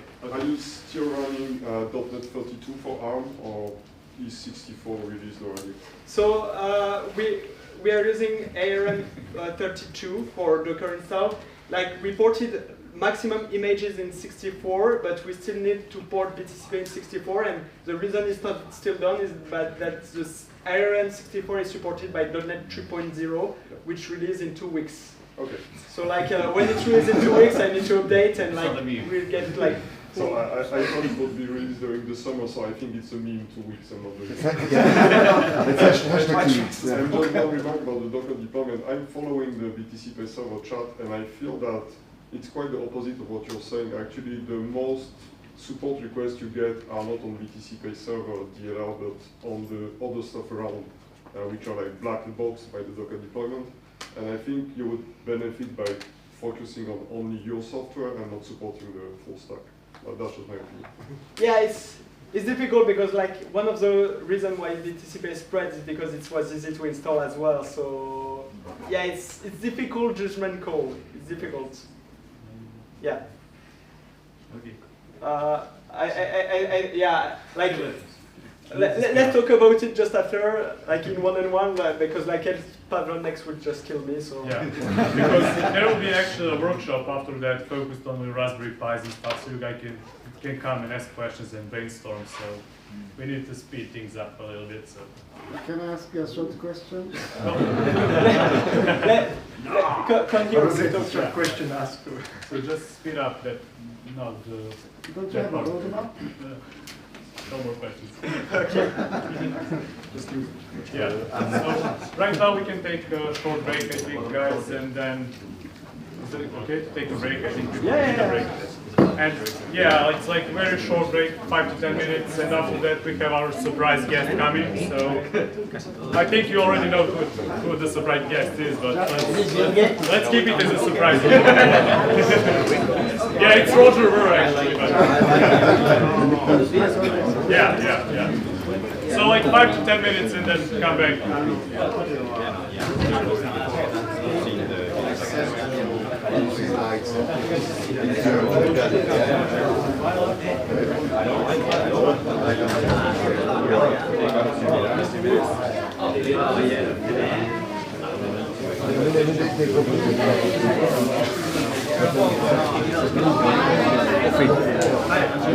Jij de witte gebruikt of niet? Ja.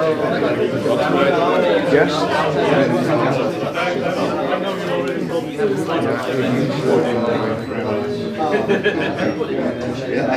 Do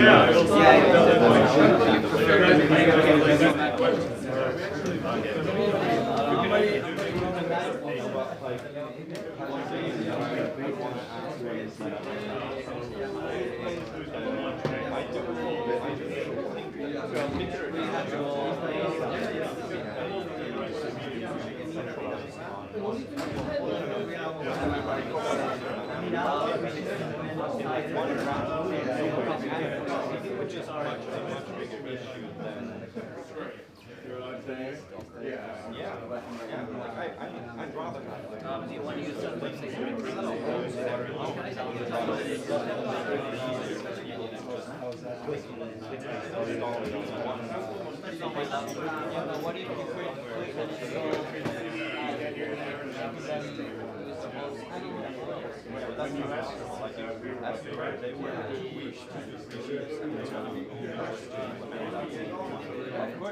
Now they can start using this when you're the next one. In direct.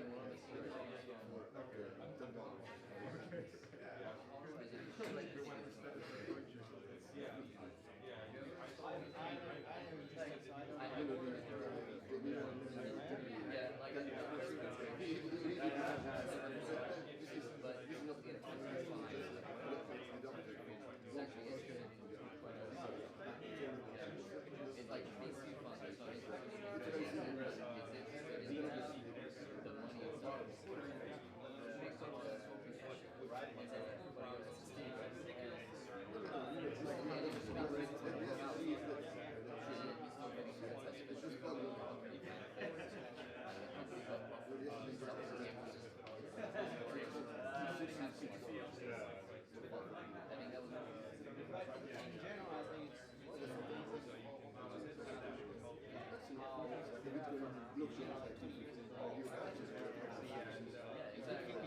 there was a lot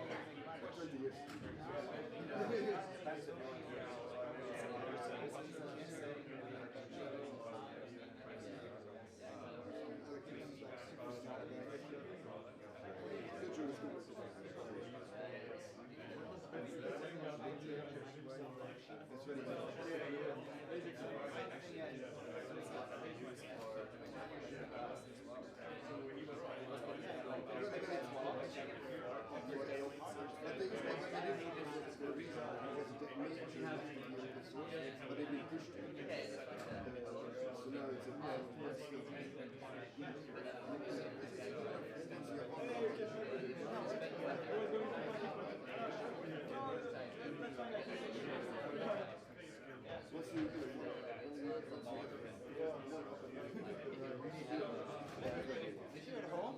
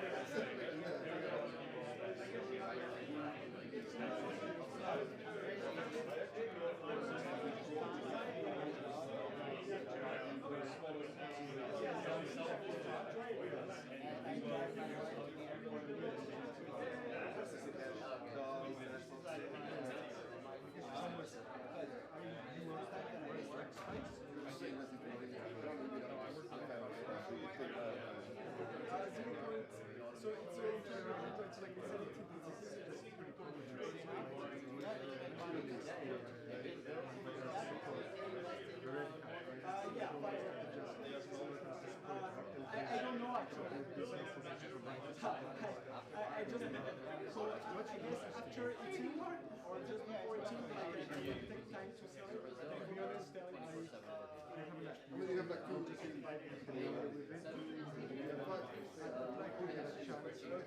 And like there's two other one that has to already solved.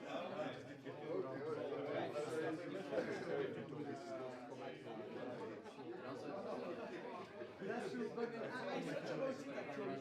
Dust is not conductive. And then because you're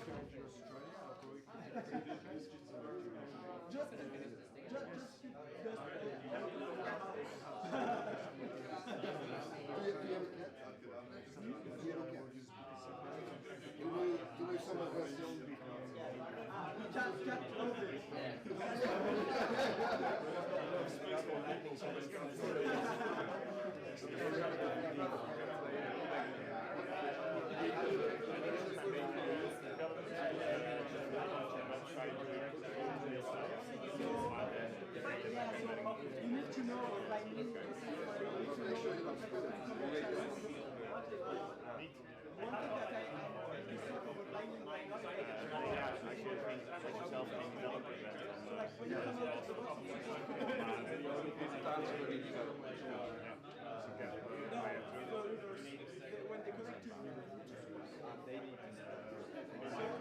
like to like this, I don't know if this So you need to open the channel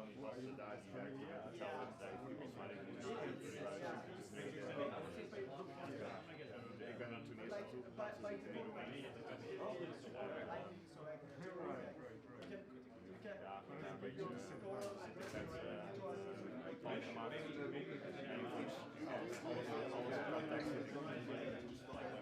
gemaakt. En het was ook super leuk, want eerst ik en ik zat al bij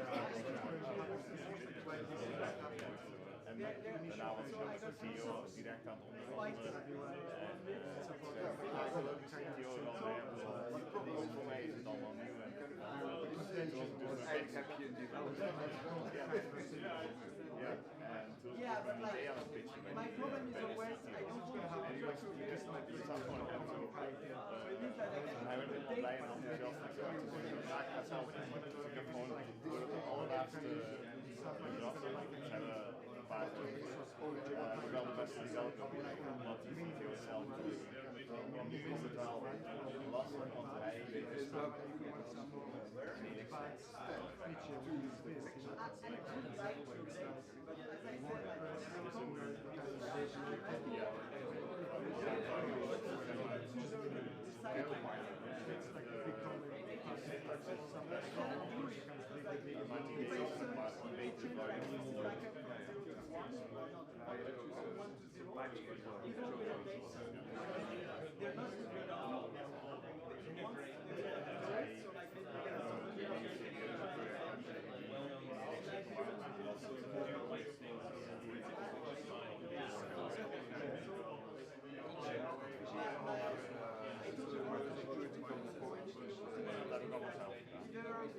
Dus of zo. Nee, het is een boterham die betaling. Oh ja, ja, tuurlijk. Ik heb zeg maar de website gewoon echt in een multi en een aparte account van mijn eigen multi. Maar is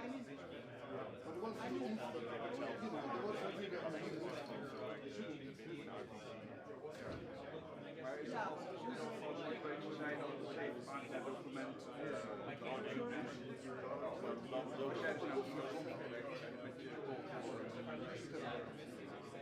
Via Elizabetes verdwijn jij naar maar het is mijn niet van klant. Bitter betaalt altijd direct uit aan klanten. Dat is een soort verschil van bitter. Dus, oh ja, ja, ik vind dat ook zo waar.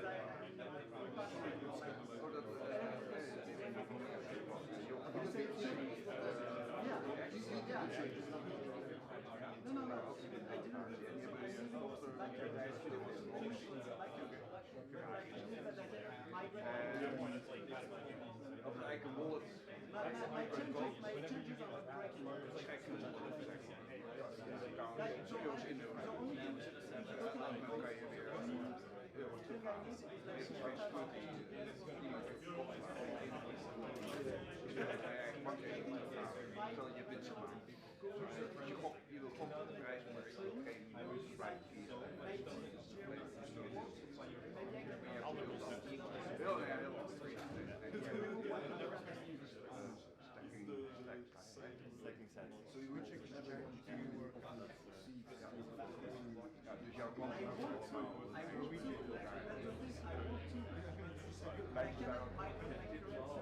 Ik heb blogposts voor stel je bent aan het aanmelden bent en nu vraag ik natuurlijk van ja, wat is je bitcoin? Dus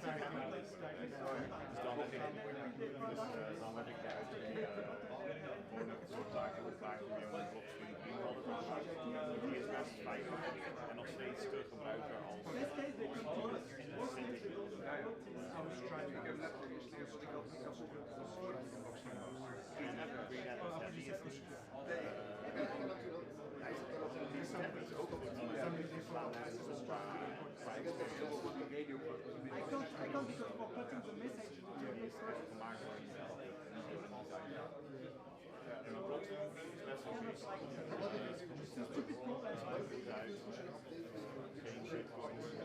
dat is het vervelende bij de mooie rol.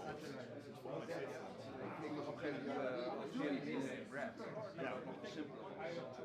En nu is het BRD en op BRD krijg je 20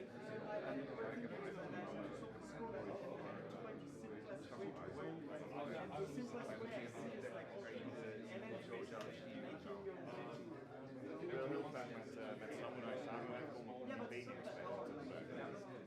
Want daar is Bit echt een ideale use case voor. En bijna niemand gebruikt dit in de industrie.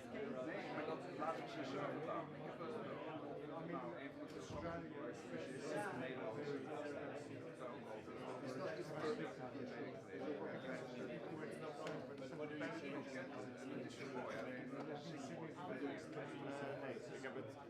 Ik dacht dat ook altijd en ik heb toen een hele crash gekregen op Twitter. Ik had gezegd dat ik het niet goed vind dat je Samurai zo nodig hebt. Maar toen ben ik gaan uitzoeken hoe het echt werkt en heb ik ook zelf die payment codes zitten genereren. En toen dacht ik van, oh ja, eigenlijk moet ik het ook zelf.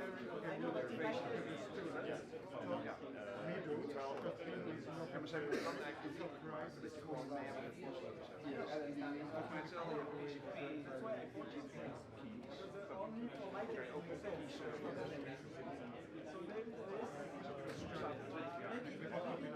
Dat is eigenlijk een beetje hetzelfde. Wat ik niet cool vind van Samurai is dat zij die hele frontend hebben. Ik snap wel dat ze het wilden om adoptie te verbeteren, maar daarmee krijgen mensen echt het gevoel dat het iets van Samurai is in plaats van een... Iedereen is gemerkt in de space aan mailingadressen, aan experts. Die payment codes waar het eigenlijk op gebaseerd is van alleen nu heeft Samurai sowieso iets met een username, dat wat dan weer gelinkt is aan die payment codes. Maar de manier waarop het in dit is al uit is dat wij niet kijken naar die username. Dus wij genereren zelf payment codes die ook bij de username horen, maar wij kijken niet naar die username. Want wij kunnen ook geen Samurai wallet gebruiken. Ik ga niet inroepen dat alle Samurai mensen te betalen vanaf een Android hardware wallet. Of via Bitcoin horen en anders niet.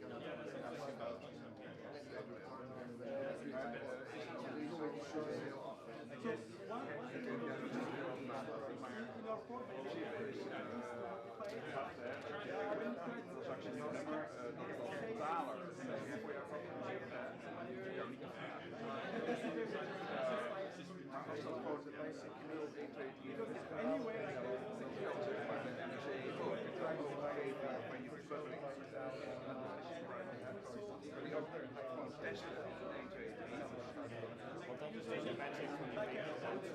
Wat jij doet is dat je de naar 100.000 dus op basis van because Nicola has like he wants to talk organically. I need to leave for 10 minutes to talk about something, and then we have our surprise guest. Daar zit een notification uit. Surprise guest. Het allereerste adres en met de client. Notification uit. Dus bij mij kan je de notification van jou maken wij samen een nieuwe expert en jij doet het tegenovergestelde. En die twee experts, die kunnen wij. Dit is echt best wel heftig en serieus. Ik heb het toen 2 weken, 3 weken terug toen ik dus aangevallen werd. Hier snap je niks van. Ik dacht nog niet dat die adressen steeds werden gegenereerd op de server. Daar vond ik het stom, maar zo werkt het dus niet. Het was wel heel leuk om uit te zoeken, alleen uiteindelijk heb ik het niet werk moeten treden, omdat er niks op GitHub staat wat echt een goede implementatie is. Dus er is iemand die heeft IN comment toe, dat is een paar keer in half.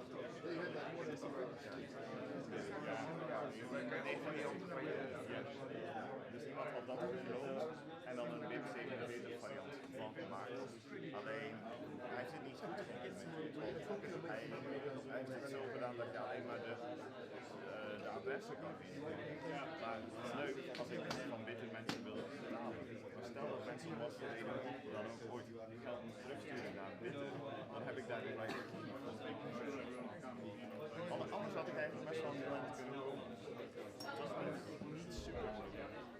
Okay guys, so Nicola now wants to talk for 10 more minutes, so we'll give him 10 more minutes before our guest. So bring it on. Yeah, so I will not bother you for long. There is two things I want to talk about, and actually I didn't prepare a slide on it. So one thing is that lots of people ask me about how to buy the box I was talking about, but I was busy walking around and doing stuff. So actually after surprise guest talk and crypto miner, and before eating, basically I will hang around here with a tablet where you can buy this ACO on BTCPay server, of course.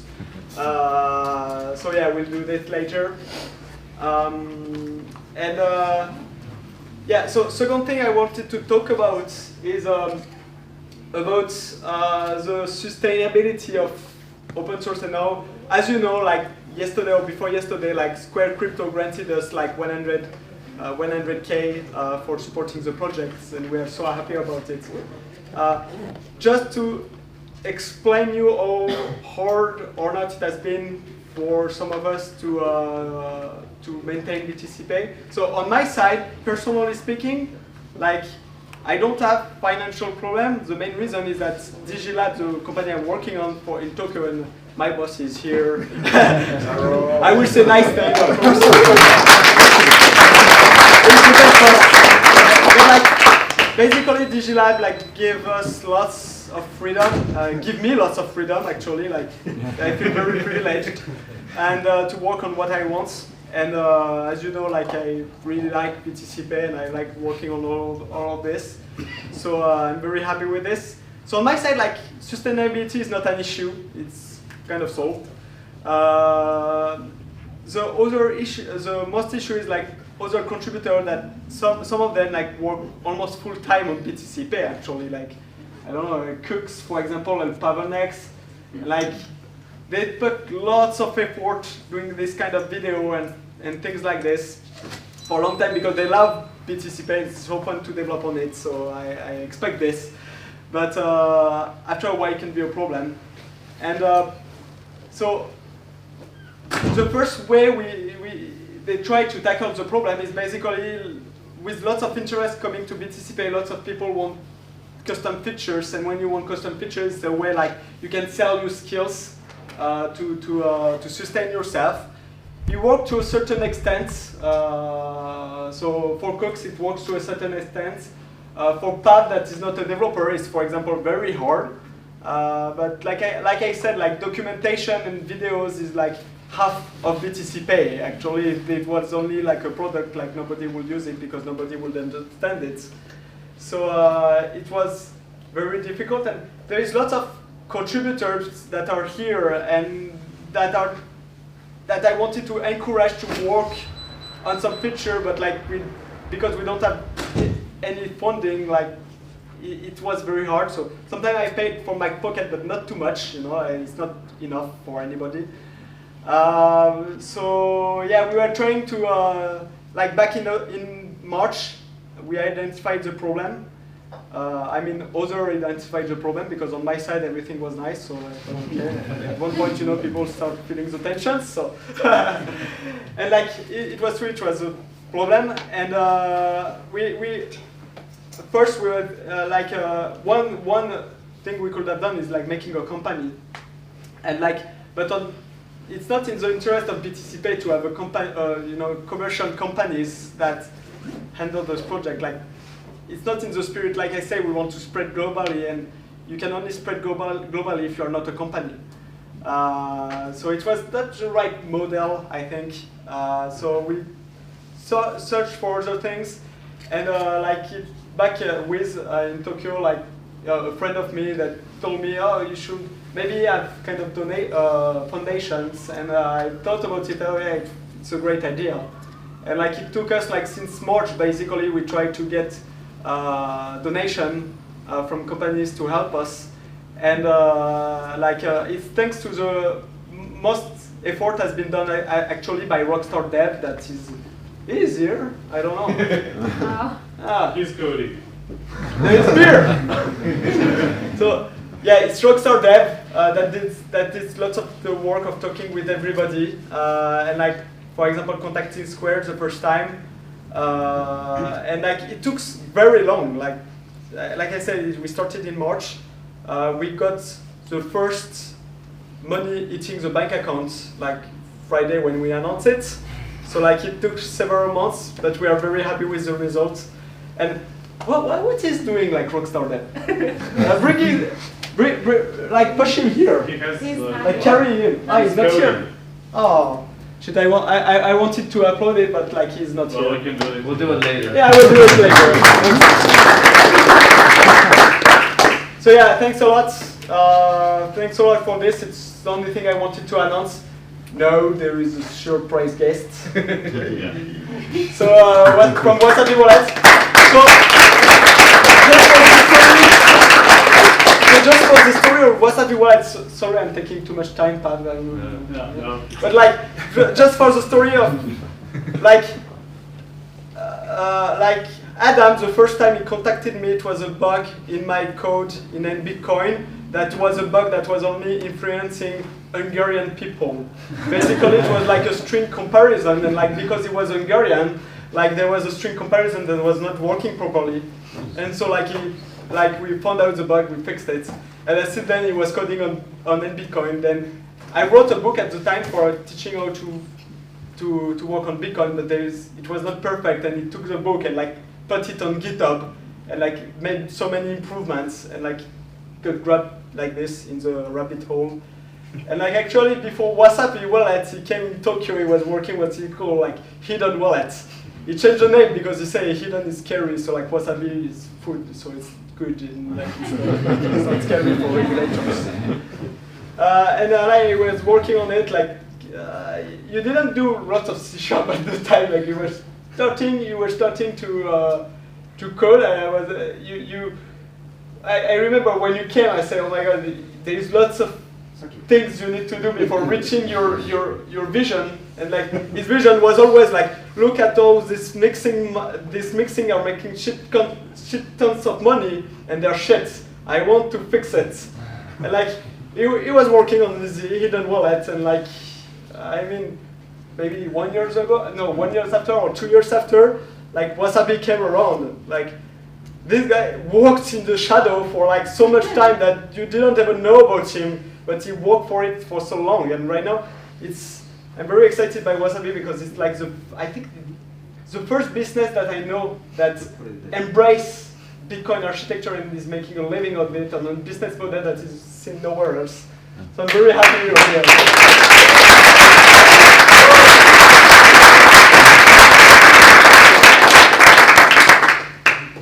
So this is going to be an experiment because I've never done this before.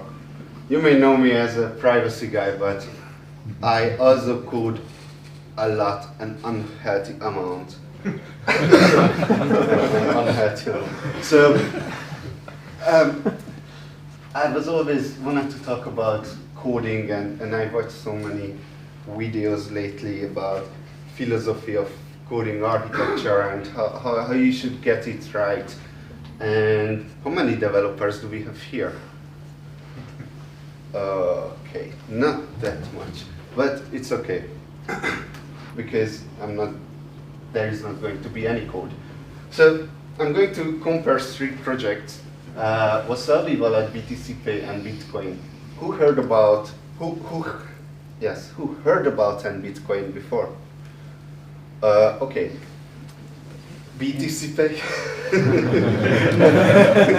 and Wasabi Wallet.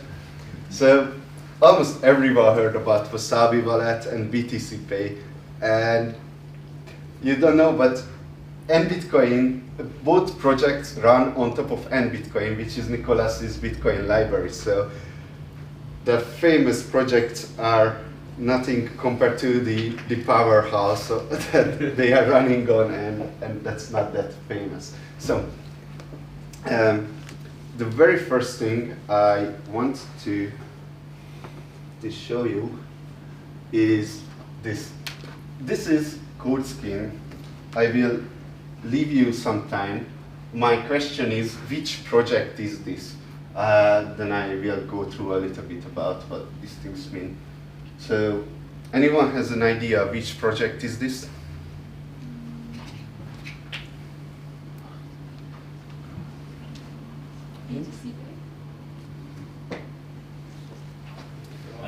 And Bitcoin. All right. So, how many lines of code, how many commits, doesn't matter. Complexity is increasing, okay, doesn't matter. It doesn't tell us much. Hotspots. Hotspots are really interesting in a code base because it's completely code agnostic. What this really means is a hotspot is a complicated code that you often work with, which means it's very likely that you're going to have bugs in a hotspot. It's a complex code that you often work with. That's where you're making the most mistakes. It's coming from forensic analysis that this is how they catch serial killers, that what's the most likely place that next killing is going to be.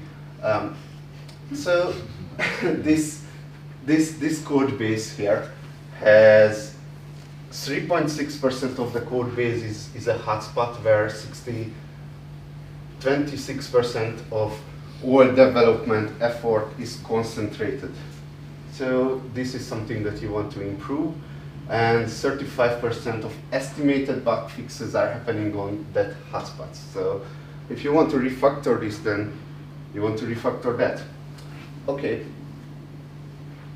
So this doesn't tell us much either, but the next is code biomarkers, and this is not a code quality thing what you usually know, that like code factor, that it tells you how much syntax and things like that. No, it's actually comparing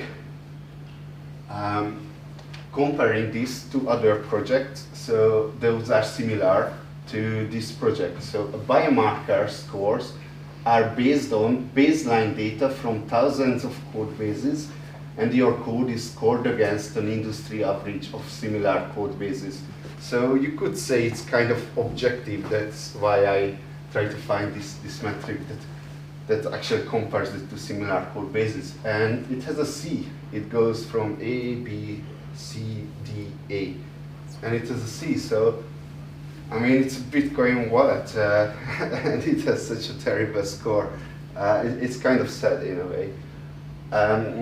What are just a couple of things, like biomarkers are looking at deeply nested logic, constructor over injection, access function arguments, duplicated code, brain method. Those are very complex and no one really knows other than the guy who wrote it. So yeah, that's actually in BTCPay server, but don't get confused. So that doesn't mean this is BTCPay server. So median contributors means that people are come to the project and they don't stay, so they might make some pull requests and then they leave. Now, which project can this be? And the longest contribution is 29 months. So that's the longest time when one developer was constantly contributing for 29 months. Okay, which project can it be now? And Bitcoin. And Bitcoin. Yeah. 29 months? I thought more. Yeah, it is like 2.5 months. 2.5 years. Yeah, but I started in 2014. Yeah, so Nicholas is onto something, it's not on Bitcoin.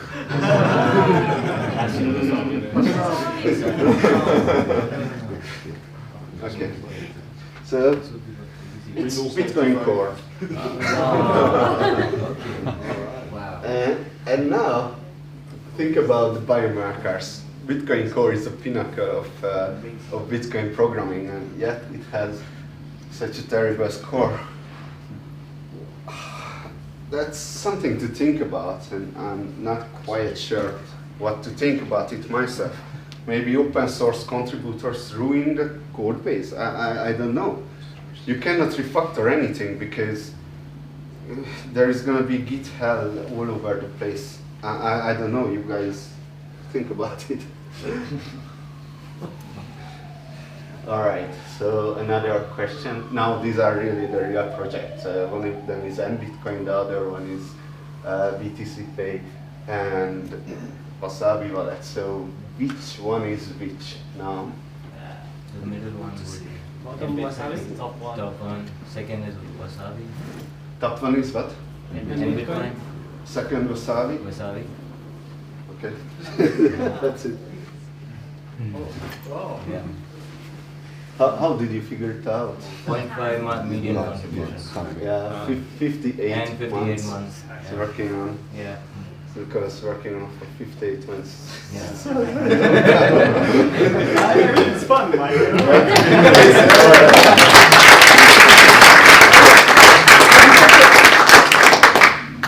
I know some of you are not C# developer, but like it's so fun to code on these libraries that you won't understand. You understand, right? With Wasabi, you have so much fun as well. Yeah, and so our scores are not that correct either, and the complexity is increasing. So we should pay more attention to the basics. So next is just a quick overview. This is the hotspot model. That where are the hotspots? But I just want to show that how this thing adds up. So the first is NBitcoin. NBitcoin has a big NBitcoin library and shitcoin library and S3. And look, no one is really like to write text. There are the largest red hotspots. So that might be something to improve too. Yeah, a large part of NBitcoin is the Bitcoin peer-to-peer implementation. So you can act like a node on the Bitcoin network with NBitcoin. BTCPay, I'm not sure what I can say about that because I don't understand much. But one thing is that this is the HTML, the UI blob here, and this is pretty nice. And I saw that this was almost created by. All of it was created by Rockstar, so, so he could be really a Rockstar. Copy pasted a lot, I don't know. Yeah, and the typical view model controller I'm not going into because there isn't much developers here. And Wasabi, in Wasabi, we have a wallet Wasabi code base. That's a library like NBitcoin, but whatever we want to stabilize in Wasabi, we push it to NBitcoin. So this wallet Wasabi code base is changing, and when something, okay, it's stable enough, then we would like to get it into NBitcoin. That's our philosophy. And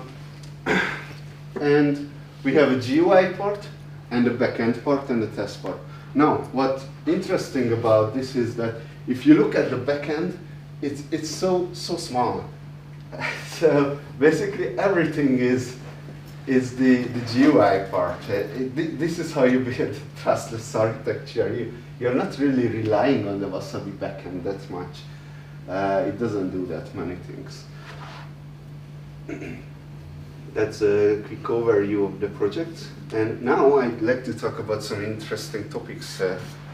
You guys heard about BitPay and how BTCPay server has came around. And BitPay was actually in the news a couple of months ago.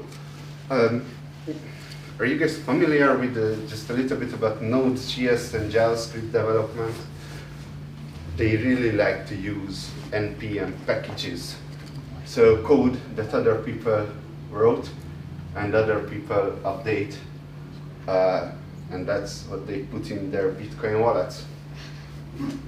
And a lot of people's wallets have been emptied because one NPM package has changed maintainer to an anonymous maintainer, and there you go. So if you look at nBitcoin, this huge thing here in nBitcoin is bouncy castle.